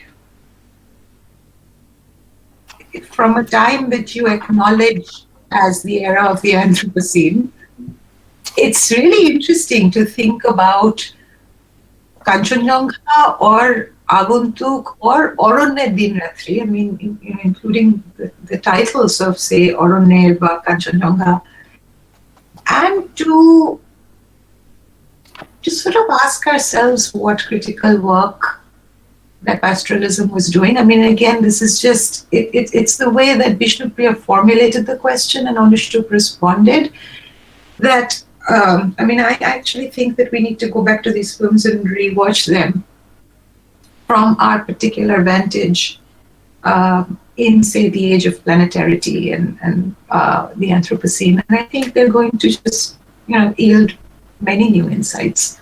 But thank you. I mean, it's just from the way you spoke, and like I said, it's not a question, but it's just something that it'll be productive to think with. Actually, Rochoda, if you could, since you have brought it up, I mean, what do you think about the pastoral, in a sense, being the imperiled pastoral?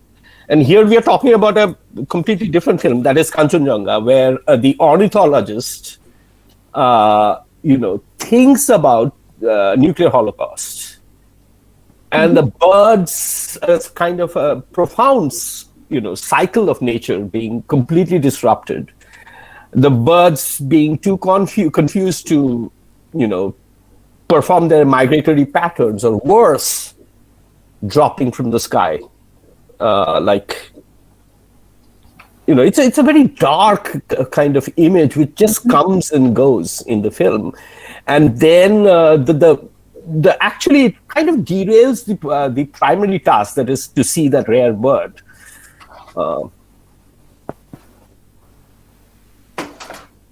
Look, I think this will just take us to a completely different conversation. Besides, I mean, Deepesh's book has just come out, so I'm giving it a shout out here. And he talks about planetarity in a very different way. I mean, where the structure of mutuality between man and planet completely breaks down. And Ray, however, is still within a structure of what he calls mutuality, whether it's vis-a-vis Kanchenjunga or whether it's, the Orono. I mean, there's an element here going on of imputing certain sentiments, if you will, to each of these entities. So, but at the same time, I mean, bracketing that understanding of planetarity for a moment, I mean, that dog in Gopika in Bhagavan, or the sound of the bird call that he keeps thinking about in Pratidwandi. I mean, there are numerous such moments, I think, where I don't know what the word is, but it's he's also thinking with the non-human in his in the way that he charts out the human, and I don't think that we've done enough with that. And all I was saying is that it'll be interesting to go back to these films with some of our sort of post-humanist wisdom and see whether they lend themselves to a kind of rereading. Thanks, guys. I just wanted to say I was suggesting a kind of an affective realism, which goes back to your sensuousness argument, Anyway, that's a different attunement to mutuality. Yeah. I mean, do you know, this is just an anecdote, that the ornithologist, Jagadish, was modeled on a real life person. It's Jyotirindra Moitra, the IPTA. Oh, makes sense. Stalwart. I didn't know that. The IPTA stalwart. I see. Mm-hmm. I think we have to bring this very, very rich and very exciting evening to a close, because every good thing has to stop at some point. But it has been extremely fruitful. I learned a lot from the discussions. Dudley, were you going to say something? No. Oh, thank you. I thought you were coming close to the mic. Thank you, everyone. I mean, the speakers, of course, but also those of you who participated and made comments, asked questions. I would expect you all to be present tomorrow if you can manage. I know it's very difficult to wake up, especially the people located in the US. Starting at the same time. We are starting at the same time. We are starting at the same time with Anindo Sengupta. Then we go over to Pinaki De, who has very special, very exclusive access to Ray's graphic works. I haven't seen those things before. He has direct access to the Ray family archives, and he's himself a graphic artist of a very well-known book designer. In fact, I'll show you Pinaki's book tomorrow, the latest book that he has designed. This is the Alien project that he was about to make a film in Hollywood, but he never did that finally. So they brought out a very well-designed book on that project. Anyway, we'll talk about that tomorrow if we meet again.